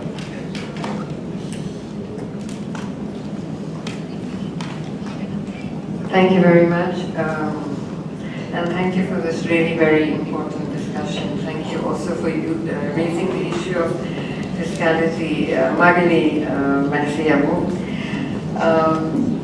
I just want to, we had in New York, at which Magali and Anselmo were there, an experts meeting on the new urban agenda and human rights. And on particularly the issue of local governments, I just want to mention to you what were the recommendations at this meeting which came out from that particular human rights and urbanization meeting. One of the important ones in relation to this topic we are discussing today is that municipal finance should be aimed at generating and allocating maximum available resources for the full realization of human rights for the inhabitants of the city. So I think this is a very, it's a complex issue to use finances, municipal finances, in terms of maximum available resources. So these are two concepts here. What are maximum available resources? What kind of control does a municipal government have on these maximum available resources, and how to parcel them out, for education help? I think this concept, perhaps in future discussions in these kind of fora, needs to be further unpacked. It's a very important human rights concept, maximum available resources, which needs to be contextualized. And I think for local governments to unpack it fully is an important aspect. So I would like to recommend that we discuss this and pick it up as a particular concept to unpack. The second issue which in this particular context came out, the recommendation was that priority should be given to tackling large-scale tax abuse. And a lot of that happens in cities, and tax evasion by companies and individuals, resulting in the deprivation of public resources for the realization of human rights. And for that too, I think, we keep saying it, corruption and tax evasion and tax abuse, but that also needs to be unpacked further in terms of what is the responsibility and what is what kind of control does the municipal government have on issuing policies for tax evasion and corruption and tax abuse. The third concept, again in human rights concept, is meaningful participation.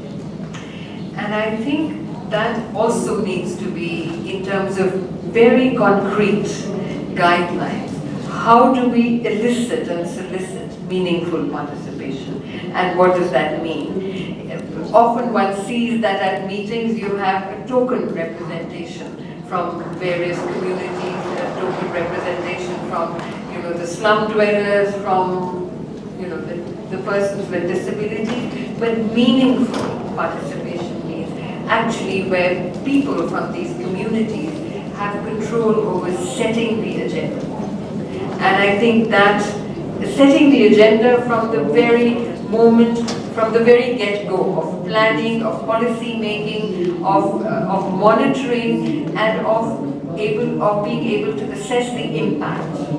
And I think that meaningful participation, within which are built the principles of accountability, of not only respect for human rights, but promotion and fulfillment of human rights, which really means the whole package of accountability here. And that should violations to human rights happen, that they should also be remedies. And what are those remedies? Proportionate remedies to the violation of human rights. So these were some of the important recommendations which came out. The second thing I want to mention is that there's a recent report from the UN, from UNCTAD, the Trade and Development Organization. And the report is titled, I'm just looking at the title here, Wake Up Before It's Too Late. And that report really says that one of the major crises coming up before us is of food, the food crisis. We are already seeing this in Venezuela, and there have been food sort of riots and little food conflicts in different cities and different countries. So this report, which is Wake Up Before It's Too Late, is recommendations of 60 experts who are trade and economist experts, because it's been put out by UNCTAD, which say the way to go forward is organic small-scale farming. And this really goes against the grain of what some of the large companies are pushing, monoculture and massive geo-interference of the crops. That small-scale organic farming, in the next 50 years, if we begin to build that up, will take care of the food crisis, otherwise it's too late. So let me stop at that, and I will perhaps come back in the discussion. Thank you.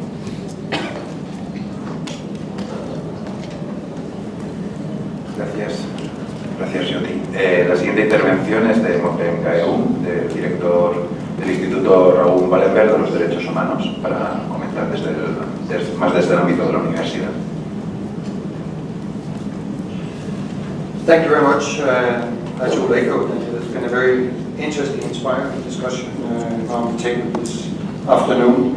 And I think Jyoti just basically delivered, so to say, what handed it over to me by talking about all the issues that should be unpacked, because I think that's exactly where the academia gets into the equation, because academia is, among other things, there to help us unpack difficult issues and challenges. And I think the academia is ready, but let me come back to that in a minute or two. But first of all, I think we have moved in the human rights work generally, as also sort of indicated in some of my previous interventions, from the very normative human rights work, the normative and the casuistic, this is where the lawyers are strong, and now into a phase where it's much more a call for evidence-based human rights work. We talk about evidence-based policy making in all sorts of areas when it comes to environment, economy, etc. I think this is where we are now in human rights. We cannot stay with only the normative and the casuistic approach. We need to simply know more to be much more efficient in our human rights interventions. I see that is coming along. So that's on the more general level, but definitely that applies very much to what we're talking about here, when the cities, with all its complexities, getting into the details, definitely need to know what are the human rights implications of the different areas.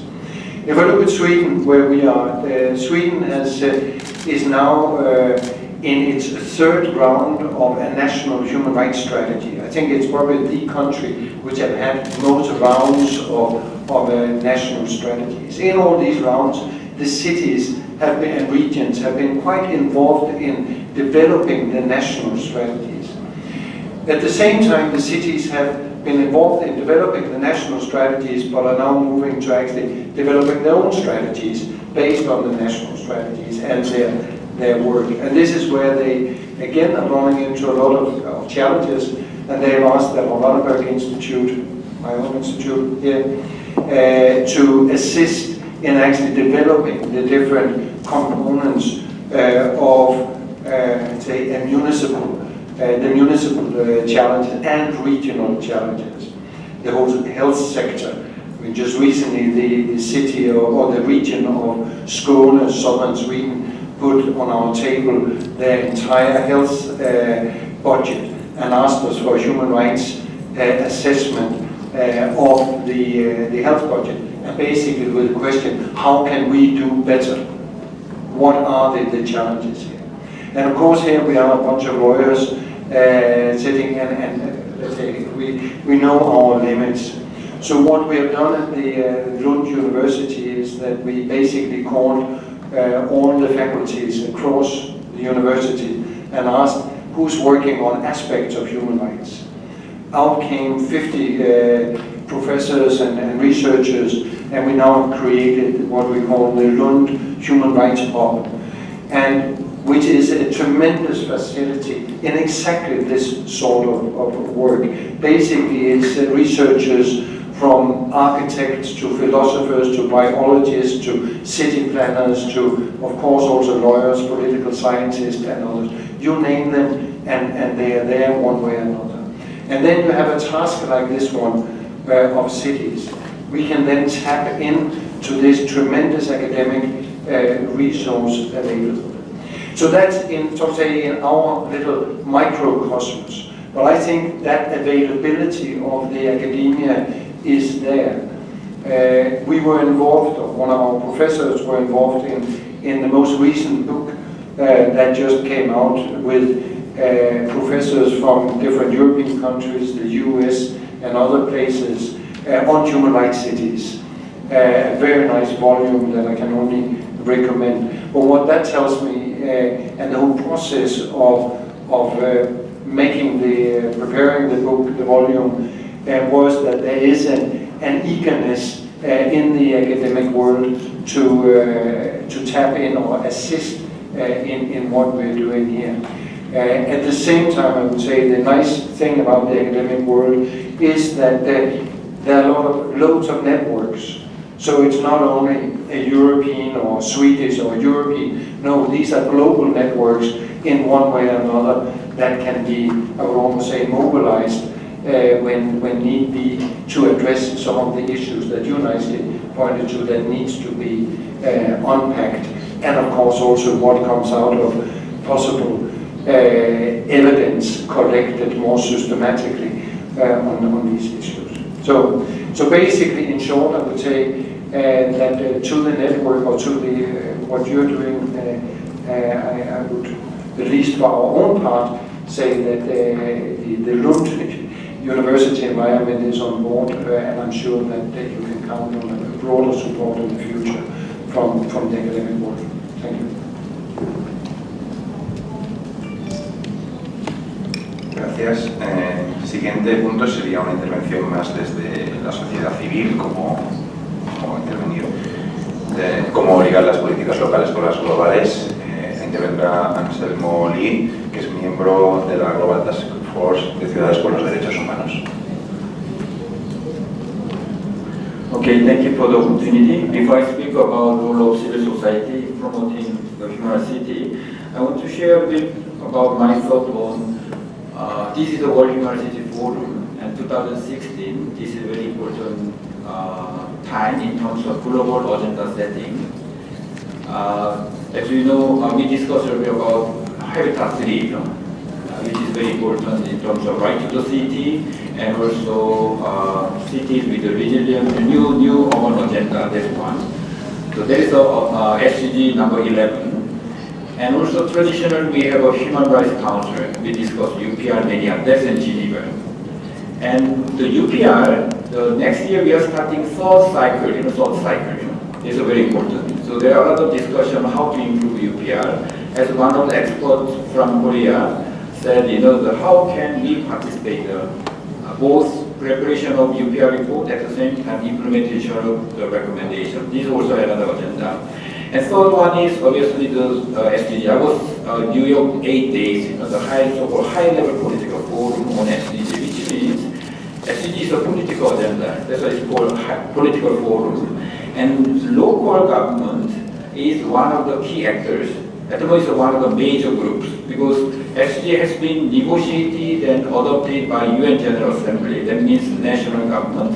So local government as one of the major actors, but when it comes to monitoring, there is a different levels of monitoring. Local, that means subnational, national, regional, and global. So I think it's a really good opportunity for us to participate. Sometimes human rights language is very empty. We talk a lot, but no money. Money is with the development. So in that sense, I think it's important for us to engage not only UN, but also where money is. There is a bank, ADB and World Bank. Very interestingly, this ADB together with ADB also, they are really promoting this SDG, and together with the local government. So we have to find a way to engage, so-called multilateral development bank. And the last one is OGP, Open Government Partnership. So now they've been operating last 5 years to promote freedom of information, transparency, and so on and so on. But now they are reaching out to cities. The Seoul recently joined this, agreed to join this OGP. There will be the OGP summit in Paris, 7th to 9th of December. So they are going to bring a lot of cities, and it's hosted by Mayor of Seoul. Paris. So this was another area where we can discuss transparency, anti-corruption, or the freedom of information, which is very crucial for citizens' participation. This is about global agenda. So we have typical UPI, UN in Geneva, and Habitat, and also higher political SDG and OGP. These are the useful global agenda. It's an opportunity for us. But when it comes to civil society, the role of civil society at the national level and local level different. National may be watchdog, advocacy. But when it comes to local, we are part of implementing agent, partner. So I think partnership is very important. So these two roles, sometimes there is a tension, monitoring, watchdog at the same time, being part of the process. I think we have to find a way, civil society.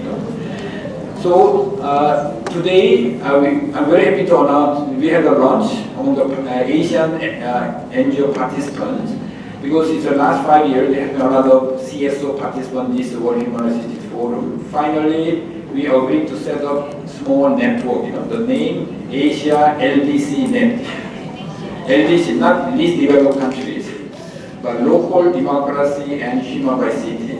Because unlike Europe, we need to promote local democracy together with the human rights city. Without local democracy, there is no human rights city. Because we should be able to elect our mayors. So that's why it's a question of human rights accountability. So that's why the name is LDC, least developed, local democracy and human rights cities, especially INFI, Hirai Osaka, and also PARA from Philippines, Korea Human Rights Foundation, under the umbrella of ADN, Asia Democracy Network. We are very small, but we are going to invite those who have participated in the World Human Rights Cities Forum since the beginning. And then we want to work with the local government and also National Human Rights Commission. So few tasks is to, of course, articulate our vision and also networking, capacity building, and spreading the Gwangju guiding principle on human rights cities. And as an advisor to Advisory Committee of Human Rights Council, when they start drafting process of the UN guiding principle, we want to contribute, as a civil society. So, thank you.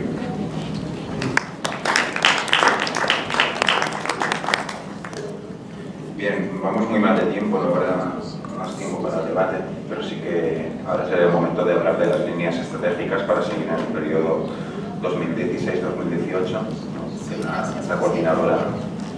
Sí, gracias José. Merci. Peut-être quand même 5 minutes pour notamment, je pense, aux personnes qui n'ont pas encore pris la parole, éventuellement si vous souhaitiez réagir à ces interventions avant qu'on puisse creuser ensemble les pistes d'action pour les années à venir. Dr. Shin, oui, sur les pistes d'action. No, is there other interventions? Okay, so we give the speech to Dr. Shin. I wanted to call Stephanie, but she seems not to be here to help me with facilitation. The question is just, we will have, we had a lot of suggestions among the interventions. So now the idea would be to have like strategic work in association with everybody to see how we can strengthen the networks, through what actions, and what would be the next meeting, in what relation we will work with in coordination with this global agenda that you were mentioned, Anselmo. For instance, I also noted that on tax evasion, I wanted to mention GOT that Barcelona, for instance, a very active member city, has just adopted an ordinance that the local government refuses totally to have licitation and procurement with companies that are not transparent and that have interest in tax haven. So it would be also a very important measure. I know that Oxfam is also having a very strong campaign against fiscal evasion. That is an issue that we had a lot of difficulties to tackle in the Habitat agenda, the question of tax evasion. But we think that we can have local elected committed to fight it. So I wish initiatives like this one of Barcelona can be shared amongst their networks. That will be also very concrete tools that we can promote as a network. As we have made with participatory budgeting now, it would be nice also to work on this issue, because tax haven is a real crime against the rights. We have also the question of urban-rural linkages. For instance, Mexico City is having a very strong work on the popular canteens. We have also this question solved through a lot of local initiative in the network. We also work with civil society on those issues, so we would like to work more on the question of urban-rural linkages and how to strengthen local initiative for food sovereignty. We have in UCLG a lot of local governments working on those issues. So what would be the priority, what would be the strategy? But first of all, let me give the speech to Dr. Shin that will help us to see how we can strengthen the human rights city networks. I invite you to react after those proposals, to feed with your own proposal, with your own initiative, this strategic planning work. Thank you. Before I want to propose something, I want to show you some pictures. It was last May in Mozambique. So I visited what maternity center initiation ceremony. There were huge number of people surrounding that ground. So the people in the picture is only half of the population there. And then there was dancing began by young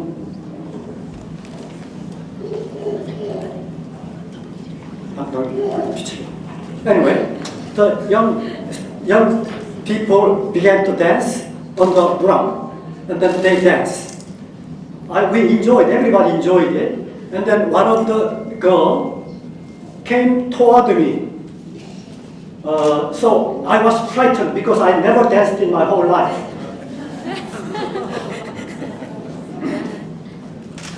So at the beginning, I decided not to respond at all. But when the girl approached me, I did not want to disappoint her. So I ended up dancing like this.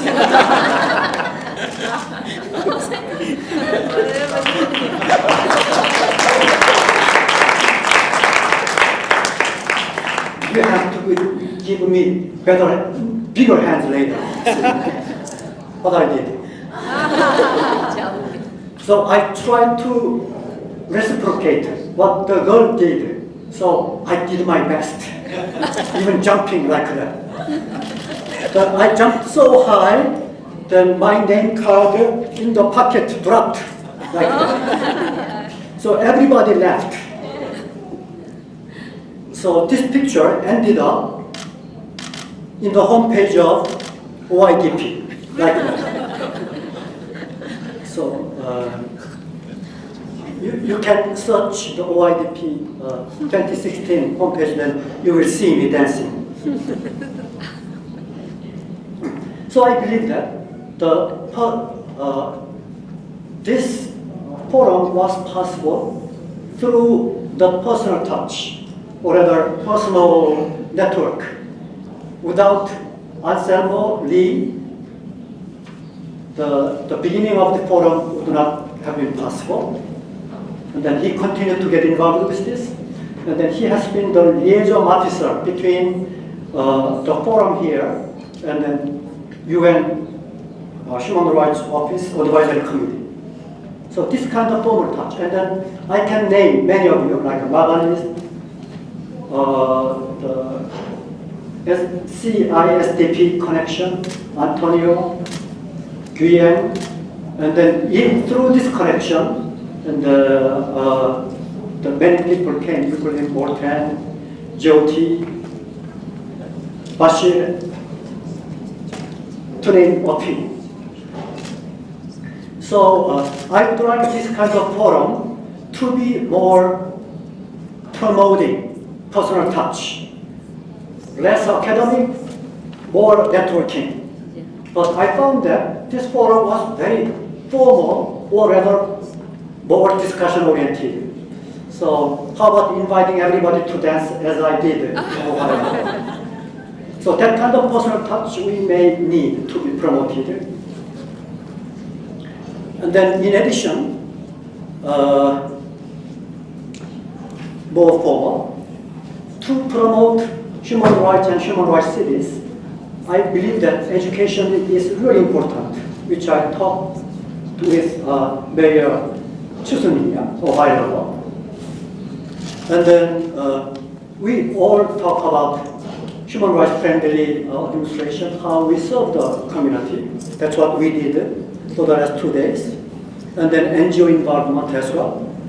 To make this more sustainable and more active, I would like to promote mobilization scheme, which I talked with Morten yesterday. Was it yesterday or 2 days ago? In European Union, they invest billions of dollars every year for mobilization of students, mostly students and academics as well.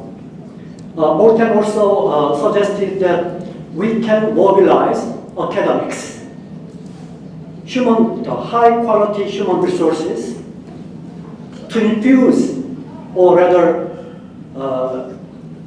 more active, this kind of movement. So by mobilizing academics and students, we can use quite high quality human resources and the young people for the future sustainability. So I'd like to propose networking scheme of human rights students, human rights academics, local government officials, and then NGO activists, one way or another, in the future. Then I hope that this forum, this kind of forum, will be more prosperous by more attendance, higher quality, and more fun making as well. Thank you very much.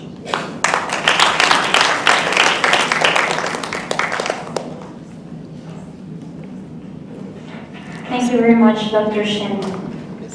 It was fun seeing you dancing. We invite you to come to Mexico to see some other types of dancing. The second time, first time and the last time.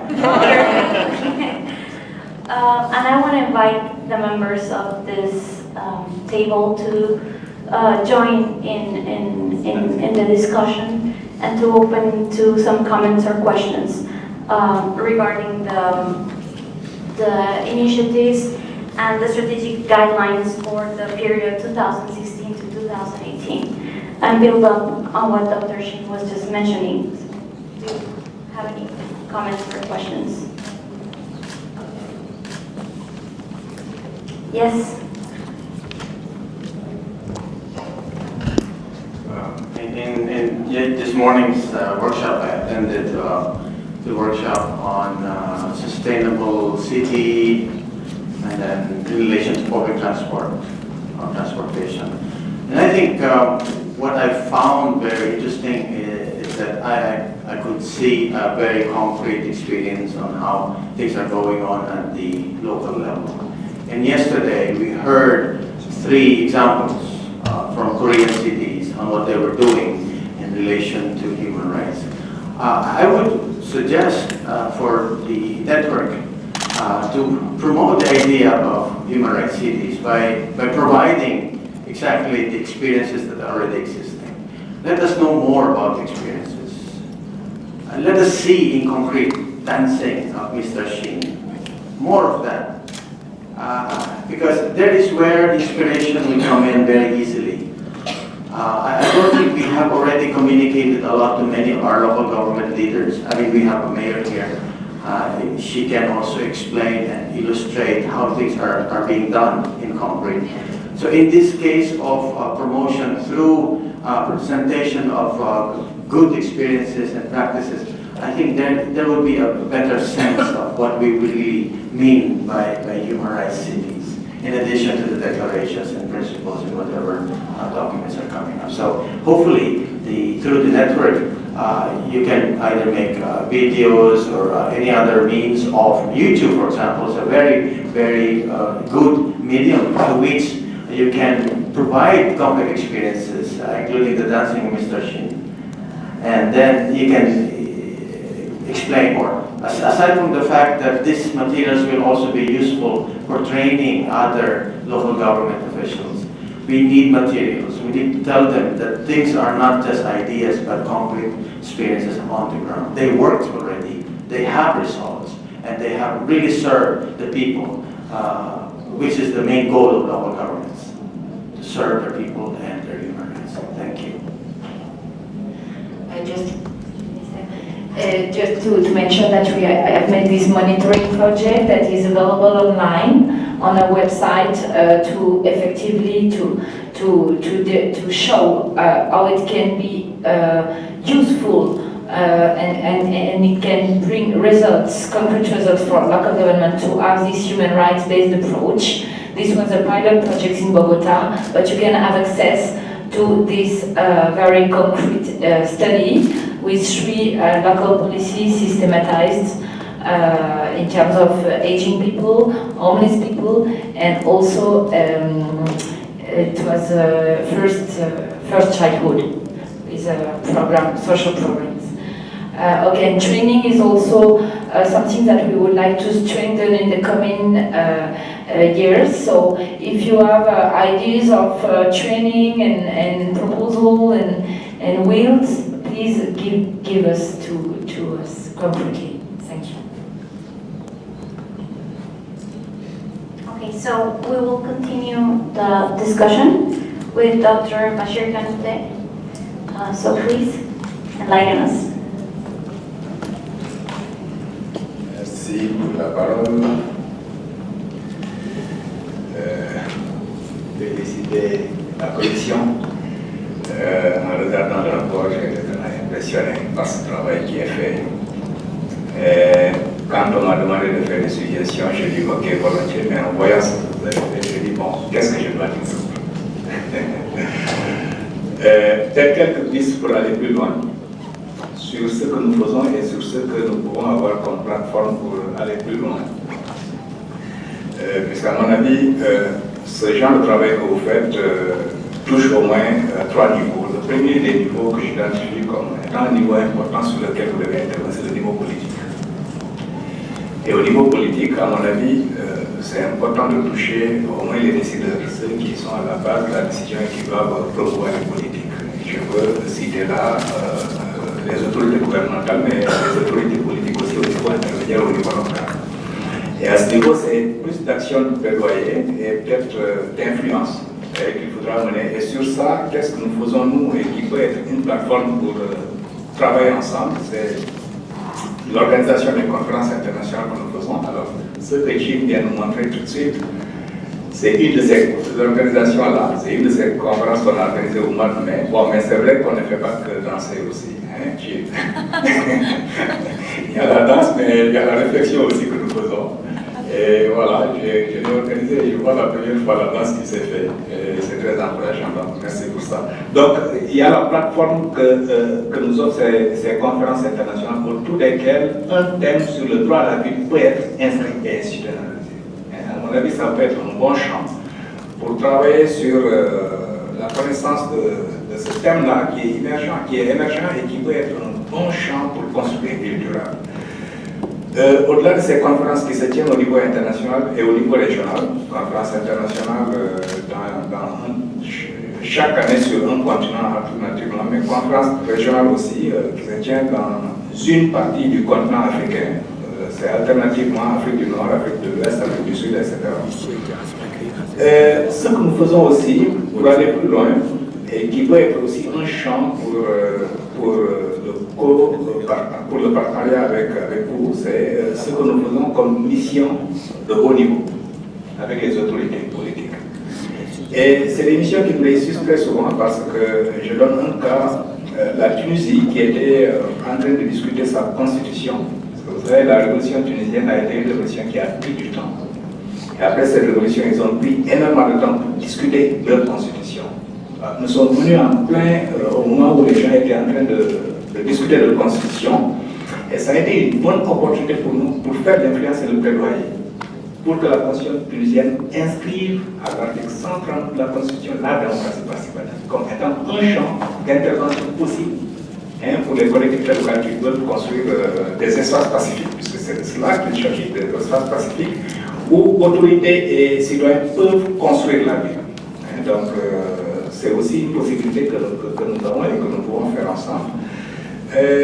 C'est aussi l'organisation d'événements internationaux. En disant événements internationaux, c'est un des points que vous avez souligné, Magali, notamment le Forum social mondial qui est aussi un moment fort d'échange sur les questions de démocratie, mais aussi un moment fort d'échange sur le droit à la ville.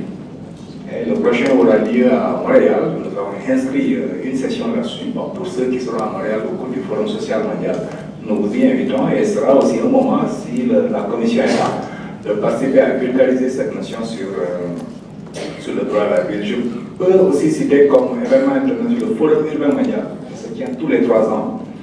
Et bon, chaque année ou chaque événement, nous avons au moins l'opportunité d'avoir une session sur le budget participatif.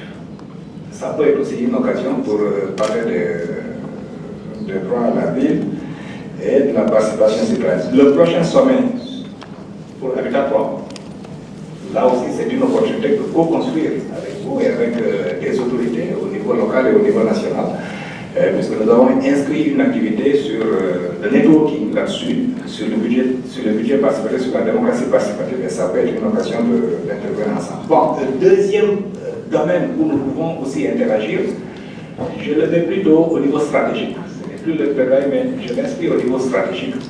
Puisqu'à mon avis, il faudrait agir aussi sur les aptitudes. Je l'avais dit dans ma première intervention. Et chaque année, nous organisons des sessions internationales de formation sur une thématique particulière. Au moins 3 thèmes interviennent chaque année. C'est les questions de budgétisation participative, c'est le leadership local, le renforcement des capacités des autorités pour qu'ils puissent réellement jouer le rôle de leader, de maire. Mais c'est aussi sur les questions de corruption, où chaque année nous organisons là aussi une session internationale là-dessus, puisque nous sommes conscients que la corruption, bon, au niveau national existe, et avec les processus de décentralisation, il y a des risques que cette corruption arrive aussi au niveau local.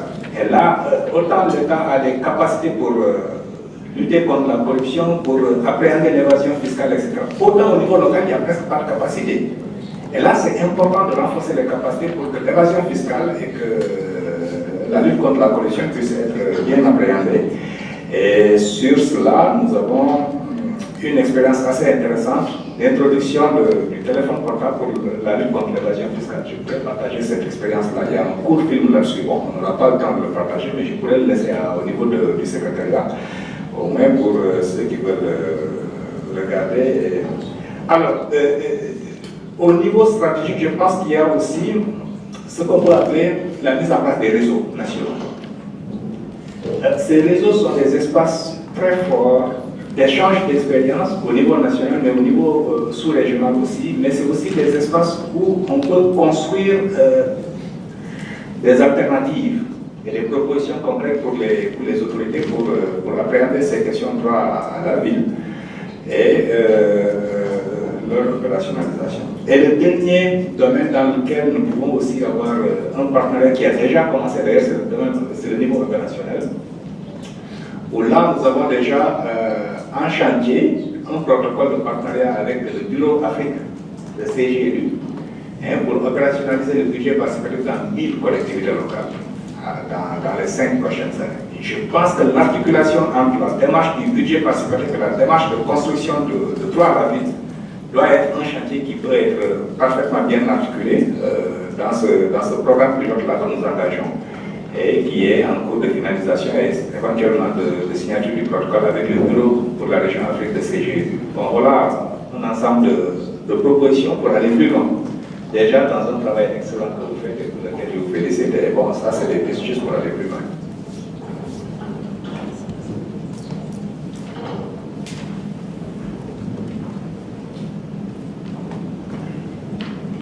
Déjà sur la question de l'activité,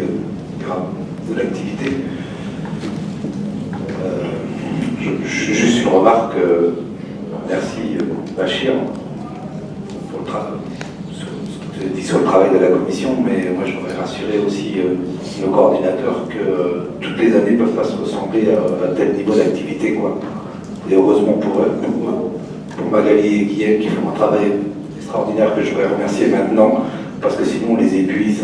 Mais en tout cas, je prends la parole là aujourd'hui, maintenant, pour leur dire que je vous remercie pour votre travail, parce que sans vous, on n'aurait pas pu mettre tout ce travail en réseau, et je trouve que ça c'est formidable. Donc merci Guillaume et merci Magali. La deuxième chose, je voudrais réagir à ce qu'a dit Mme Sanguera tout à l'heure. Gentiment, elle disait que pour les droits humains, il faut aussi des moyens pour les pouvoirs locaux. Je crois que c'est ça que vous avez dit. Je crois que c'est une des questions fondamentales. Mais on ne pourra pas poser cette question sans poser la question de la répartition des richesses dans le monde. On vit quand même une planète urbaine, mais aussi une planète où 1% de la population détient 50% de la richesse mondiale. Et sans vouloir trop faire de la politique, mais encore qu'il faudra en faire un peu, si on ne se pose pas la question de la répartition de la richesse, on va dans un monde qui risque d'exploser. En tout cas, parce qu'aujourd'hui, malheureusement, les politiques d'austérité, la variable d'ajustement des politiques d'austérité, c'est les collectivités locales. Dans mon pays, le gouvernement français a privé sur 3 ans de 11 milliards d'euros les collectivités locales. Pourtant, ce sont les collectivités locales et les autorités locales. En France, c'est 70% de l'investissement public. Aujourd'hui, à cause de cette baisse de dotation aux collectivités locales, il y a des villes qui sont obligées de fermer des crèches, qui sont obligées de fermer des services publics. Et ça, c'est la réalité des politiques d'austérité aujourd'hui qui sont menées dans le monde.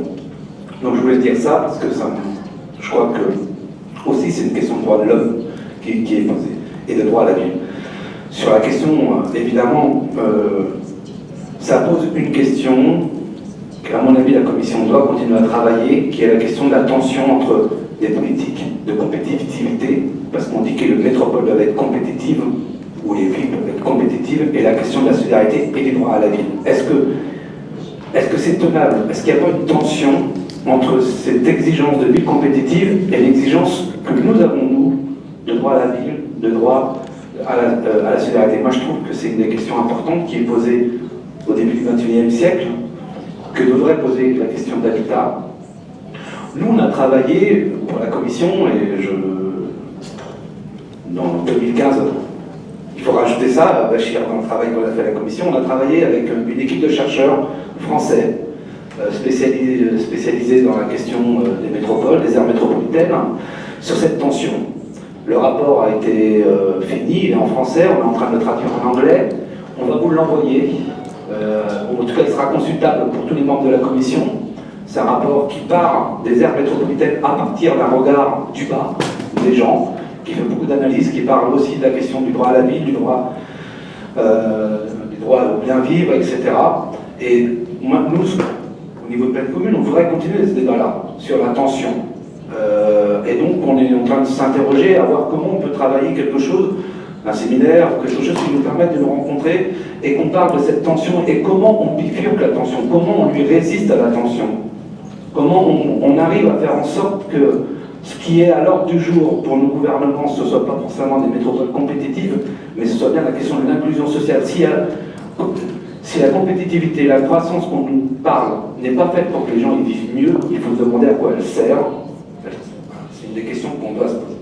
Et ça, je voudrais le mettre en lien avec ce que disait mon ami de Badalone, parce que hier, je trouve qu'on a besoin aussi de travailler à la question du droit à la ville dans les grandes aires métropolitaines.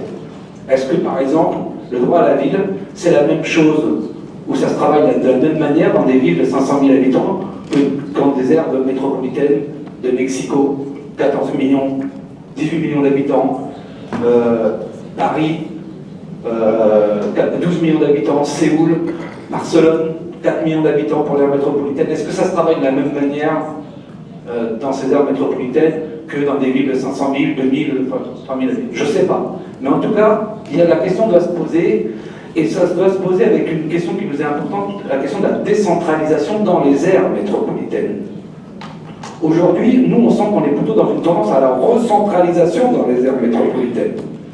Mais il y a besoin de décentraliser, y compris dans les aires métropolitaines. Parce que sinon, c'est des regards, c'est des expériences qu'on oublie dans le débat.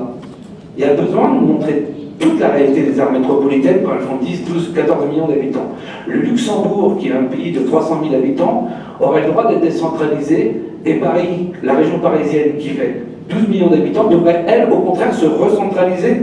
Il y a quelque chose qui est un tout petit peu là de l'ordre de l'irrationnel. Et nous, on voudrait poser cette question de droit à la ville dans les aires métropolitaines. Pour nous, c'est le polycentrisme, c'est la pluricentralité. Alors, c'est pas obligé d'être d'accord avec ça, mais c'est notre option, nous, à pleine commune.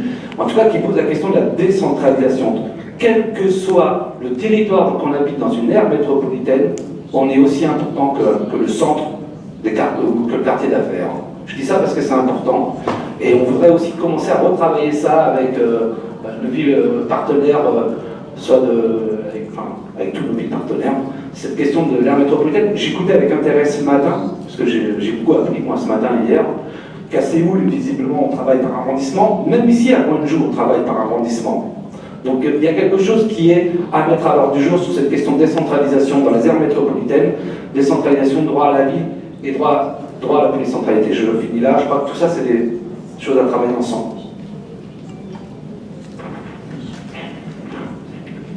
Thank you, Antonio. It was very interesting, and it's going on everywhere. In Mexico City, we just were voted in order to have our own constitution as a local city. So we're going to become state number 32 of Mexico.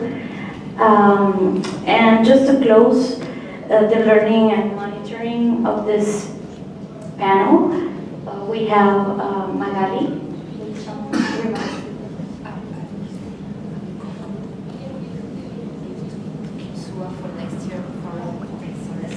I'm sorry, we just changed the agenda, and we're going to have the closing with Dr. Kim Soo-ah, Director of Human Rights from Gwangju.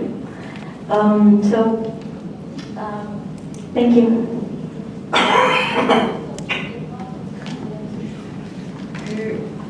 저는 제 7차 세계인권도시 포럼에 관련해서 좀 안내를 해달라는 부탁을 받았는데요. 솔직히 말씀드리면 지금 올해가 6차 지금 인권도시 포럼이 진행되고 있습니다. 그런데 제 7차 인권도시 포럼에 관련해서는 아직은 크게 결정된 바가 없습니다. 그래서 내년에 7차 인권도시 포럼의 주제라든지 이런 것들이 어떤 과정으로 결정이 되고 되는지에 대해서 간단하게 그 안내를 드리고, 그 다음에 내년에 광주는 매년 인권도시 포럼을 열고 있기 때문에 정말 이런 문제라든지 이러한 어떤 세션이라든지 아니면 이런 활동들을 좀 담았으면 좋겠다라는 어떤 여러분들의 의견이 있으시면 그런 의견을 듣는 것이 더 좋지 않을까라고 생각합니다. 일단 저희는 작년에까지 자문위원회가 있었는데요. 그것을 올해부터 기획위원회로 전환을 했습니다. 그래서 좀 더 저희의 포럼이 체계적이고 그 다음에 일관성 내년에 어떤 포럼들이 일관성 있게 연계해서 추진이 될 수 있도록 하는 것이고요. 그래서 올해 포럼이 끝나면 기획위원회가 열리고 이 올해 포럼에서 논의됐었던 어떤 결과물들 그리고 제안들 그런 것들을 심도 있게 검토를 해서 이러한 것들이 다음 포럼에 연계돼서 주제로 잡힐 수 있도록 지금 그러한 고민들을 하고 있습니다. 시기적으로는 올해 7월에 저희가 열렸는데요. 원래는 매년 5월에 열렸던 것이 올해 처음으로 7월로 옮겨왔는데 실상은 저희가 9월 가을에 원래 개최를 할 예정이었지만 올해 10월에 에콰도르 키토에서 열리는 헤비타트 3 회의 때문에 올해는 7월달에 열리게 되었다는 점 말씀드립니다. 그래서 내년에는 저희 광주 같은 경우는 인권 포럼을 가을에 옮겨가지고 열게 될 예정이라는 것 알려드립니다. 정확한 날짜가 픽스가 되면 그때 여러분들께 알려드리도록 하겠습니다.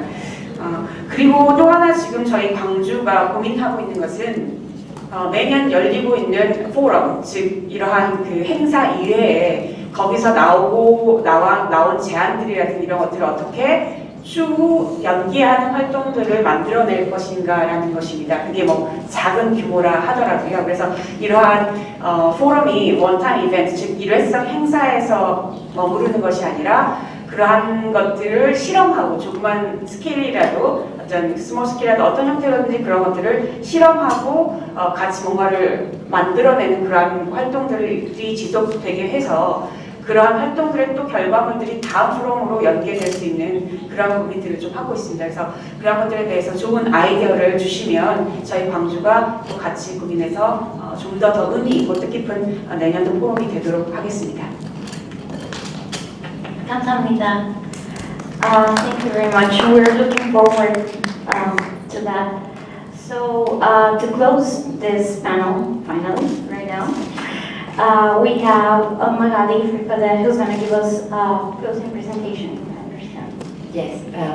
Just to say, I would like maybe to ask if after this forum we will bring a statement to Habitat 3 last preparatory committee in Surabaya.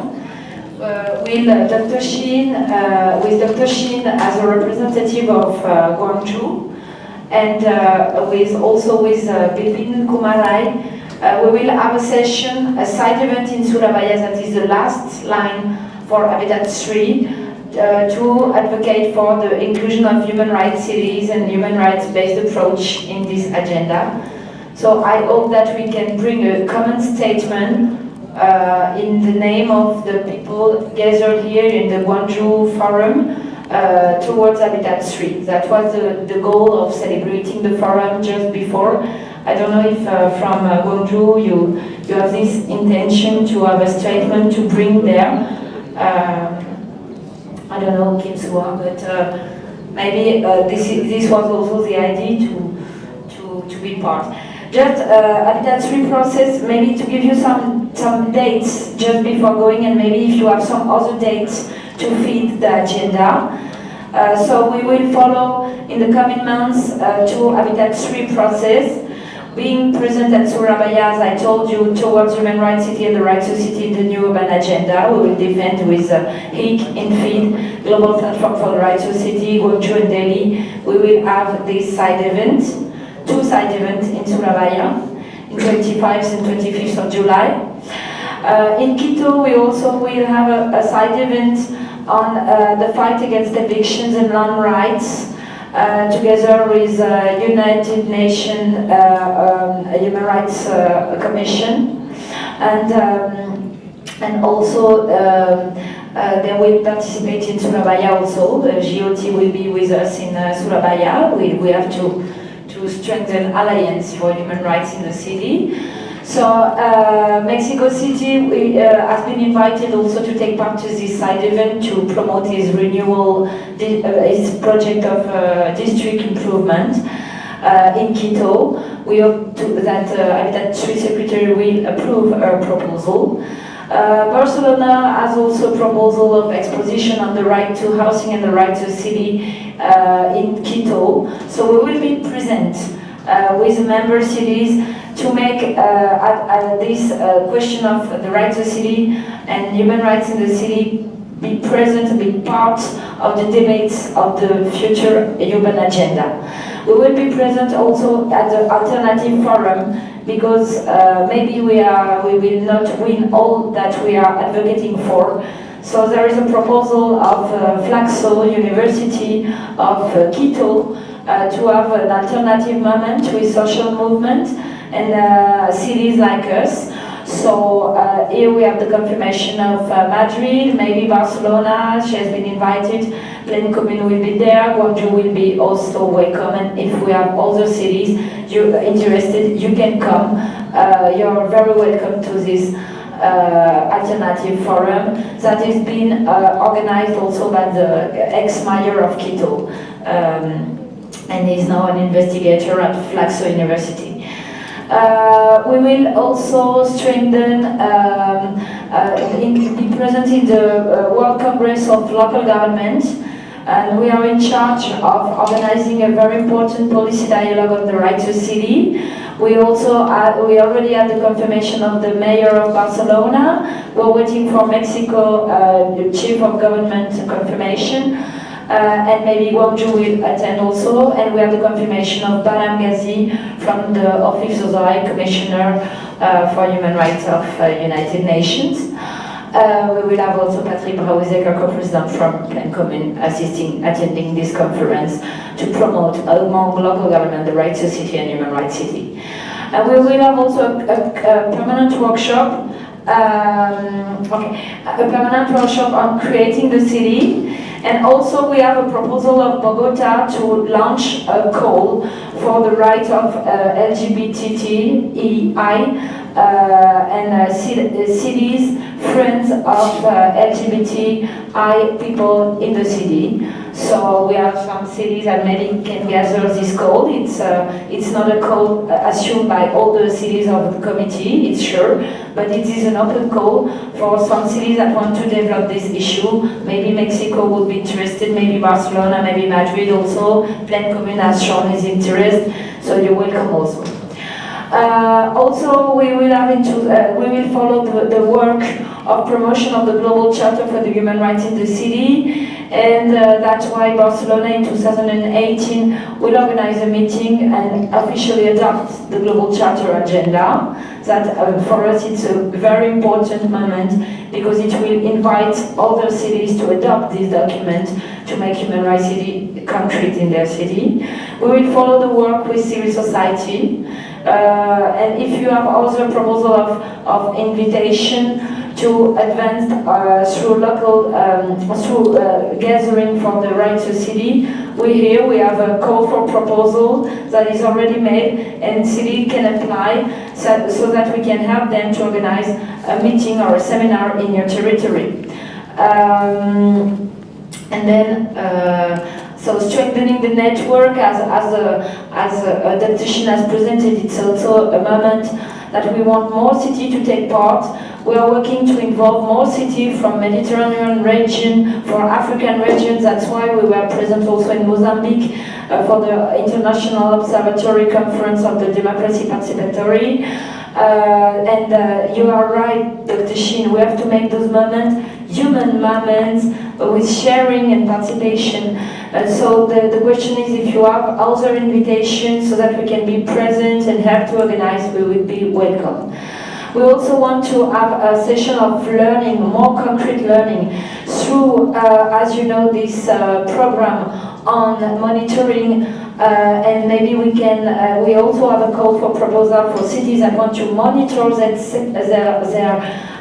policies through the human rights approach. This is very important because human rights is a new approach of also of public action. If not, we will follow the business evaluation with quantitative and numbers, and we need to evaluate the well-being of people, and we think human rights can offer strong indicators in that way. Guangzhou has strong indicators for human rights evaluation. It would be important to have a session and training on exchanging indicators for the measure of the well-being of the population through human rights. We will also have the work that have been made that Tony was referring on peripheral cities and inclusive metropolises. Maybe Plaine Commune and Seine-Saint-Denis will invite a seminar on that issue next year in Paris Metropolis. And we are also concretely working on a program, European program, that is called City to City Migration Profile and Dialogue Initiative on how to include migrants at local level. This is an interesting program with southern Mediterranean cities participating. And I had the honor to facilitate the first training formation. We worked quite a lot, and now we have tools to allow this training and peer learning sessions among cities to have how to promote social inclusion for migrants. Why to do it? Because we know there is very strong pressure sometimes of the local population, so it's important that local elected can have strong arguments to advocate, to say why we are doing this. So we are working on a concrete tool there. And then we also work on the website. We were still very present on the communication tool, the newsletter, and we invite you to share with us your practice in human rights, advocating and right to city, your concrete practices. With Guilhem and I, we translate them, we share them through the newsletter, because the idea is also to show that human rights cities are possible and how can we do it. So we have now a very strong network and we are very followed. We are the most followed committee on Twitter of UCLG. So, okay. So just in June, we will have the International Conference for Participatory Democracy in Montreal, talking about social inclusion and participation. We will take part. In Guangzhou, so maybe in October will be the next forum. We would like to organize under the initiative of Seine-Saint-Denis a meeting on how to conciliate great events such as Olympic Games and social inclusion. And now we would like to invite cities like Barcelona, Seoul, for instance, that have welcomed Olympic Games to help us to see how can we conciliate those two objectives of social inclusion and improvement of and welcoming Olympic Games. So now you're welcome to give more concrete feeding, and sorry, this is always a very short moment, but maybe to have more training with Human Rights Commission of United Nations. If you have more ideas, please give us your inputs, share with us your meetings and ideas. There is some proposal now of meetings or something that we can put into the program.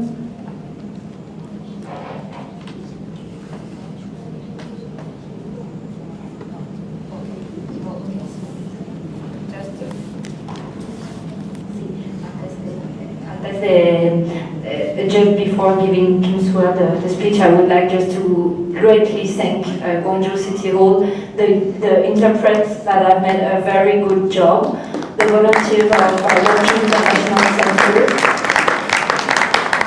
Thank you for welcoming this committee meeting. Thank you to Guilhem that is doing a very great work and not so thank you to Kim Sua, Jean Bonjou, and so Kim Sua's. So 오늘 세션이 마무리되기 전에 잠깐 안내 말씀 하나 드리겠습니다. 20분 후죠. 오후 5시부터 바로 이 자리에서 광주광역시의 도시정책과 인도네시아 이스트 람풍시의 도시정책을 소개하고 공유하는 세션이 있습니다. 길진 않고요. 어제 저희 시장님이 발표에서 잠깐 언급을 하셨는데요. 저희 광주시는 인권의 시작이 마을이라고 생각하고 마을에서 주민들이 자발적으로 하는 운동에 대해서 지원하는 그러한 정책을 펴고 있습니다. 지금 작년 기준 한 400개가 넘는 마을에 대해서 그러한 지원 정책을 펴고 있는데요. 각각 특색이 있게 인권마을, 여성 아동 친화마을, 환경 친화마을 이런 식의 여러 주민들이 하는 활동에 대해서 지금 지원하는 것이 있습니다. 그래서 어떻게 보면 민과 관이 같이 협력해서 마을 단위에서부터 인권을 알고 실질적으로 실천해 나가는 그러한 것들을 하고 있는데 그런 것에 대해서 한 15분 정도 여기 계신 분들께 한번 소개를 하고 싶고요. 그다음 두 번째로는 사회적으로 여기에서도 오늘 회의에서도 언급이 됐지만 분배 불평등 문제 그리고 사회 양극화 문제가 정말 심각합니다. 그래서 최근에 한국에서는 경제 민주주의가 화두가 되고 있는데요. 저희 광주에서는 그런 문제를 해결하는 하나의 일환으로 광주형 일자리 모델이라는 것을 지금 2년 전부터 강하게 추진을 하고 있습니다. 그래서 그게 올해는 그러한 광주형 일자리를 모델로 한 자동차 일자리 그런 산업에 대해서 정부가 국가사업으로 지정을 하고 아마 차근차근 한 3천억 정도 되는 어떤 그러한 예산이 저희 광주로 지원이 될 것으로 생각되고 있습니다. 그래서 그런 것들에 대해서도 간단하게 소개를 시킬 수 있을 것 같고요. 그것도 15분 간단한 세션을 될 것 같고요. 나머지 제가 알기로는 이스트 람풍시도 여성 시장님이 여기 와 계시지만 굉장히 활기차고 그다음 적극적으로 정책을 피고 있는 것으로 알고 있습니다. 그래서 이스트 람풍시의 도시 정책을 저희가 또 공유할 수 있는 한 15분 정도의 시간이 있을 것 같습니다. 그 이후에 6시부터는 아시겠지만 저희 5.18 기록물이 유네스코 세계 기록물로 지정이 됐습니다. 기억되지 않는 역사는 반복된다는 말이 있기 때문에 저희 광주시가 저희 5.18의 기록을 어떻게 잊지 않기 위해서 보존하고 그런 것들을 시민들에게 그렇게 알리는 활동을 하고 있는지 어떻게 보면 그것도 어떻게 보면 인권의 가장 중요한 문제라고 생각하는데 그래서 그런 것들 한번 둘러보면서 여기 책상에만 앉아 계시지 말고 여기서 걸어서 10분 거리니까요. 거기서 둘러보면서 이런 것들에 대해서 살펴볼 수 있을 것 같고요. 그 다음에 가장 중요한 건 그 이후에 저녁 7시부터 네트워크 만찬이 진행이 됩니다. 네트워크 만찬은요, 축사, 환영사 이딴 거 없습니다. 이딴 거 없고요. 모든 여기에 계시는 분들이 서로 알고 네트워크를 가지는 게 굉장히 중요하잖아요. 그래서 오셔서 각자 자기도 참석하신 분들에게 소개하고 나 이런 사람이다. 우리 같이 뭔가 좀 나는 하고 싶다라든지 이런 것들 자유스럽게 또 소개하고 얘기하고 서로 또 할 수 있는 시간. 그리고 가급적이면 신경무 소장님의 사진보다 더 재밌는 사진이 나오는 시간이 되면 좋지 않을까 생각합니다. 네, 이 사항으로 노티스를 마치고요. 이런 진행에 있어서는 한번 참여를 하시면 저희 운영 요원들이 다 이렇게 진행하게 될 것 같고요. 이 환영만찬 장소 그리고 기록관 장소는 다 지금 저희가 있는 문화전당에서 걸어서 10분 거리내에 있다는 말씀을 드립니다.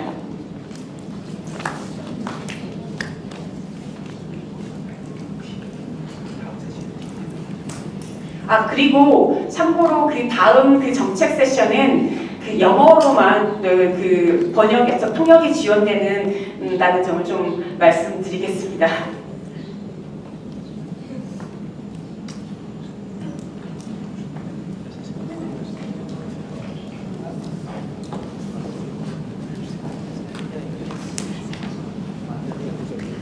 Okay, so with this, we close this session, and we thank you for your presence and your expertise. Thank you.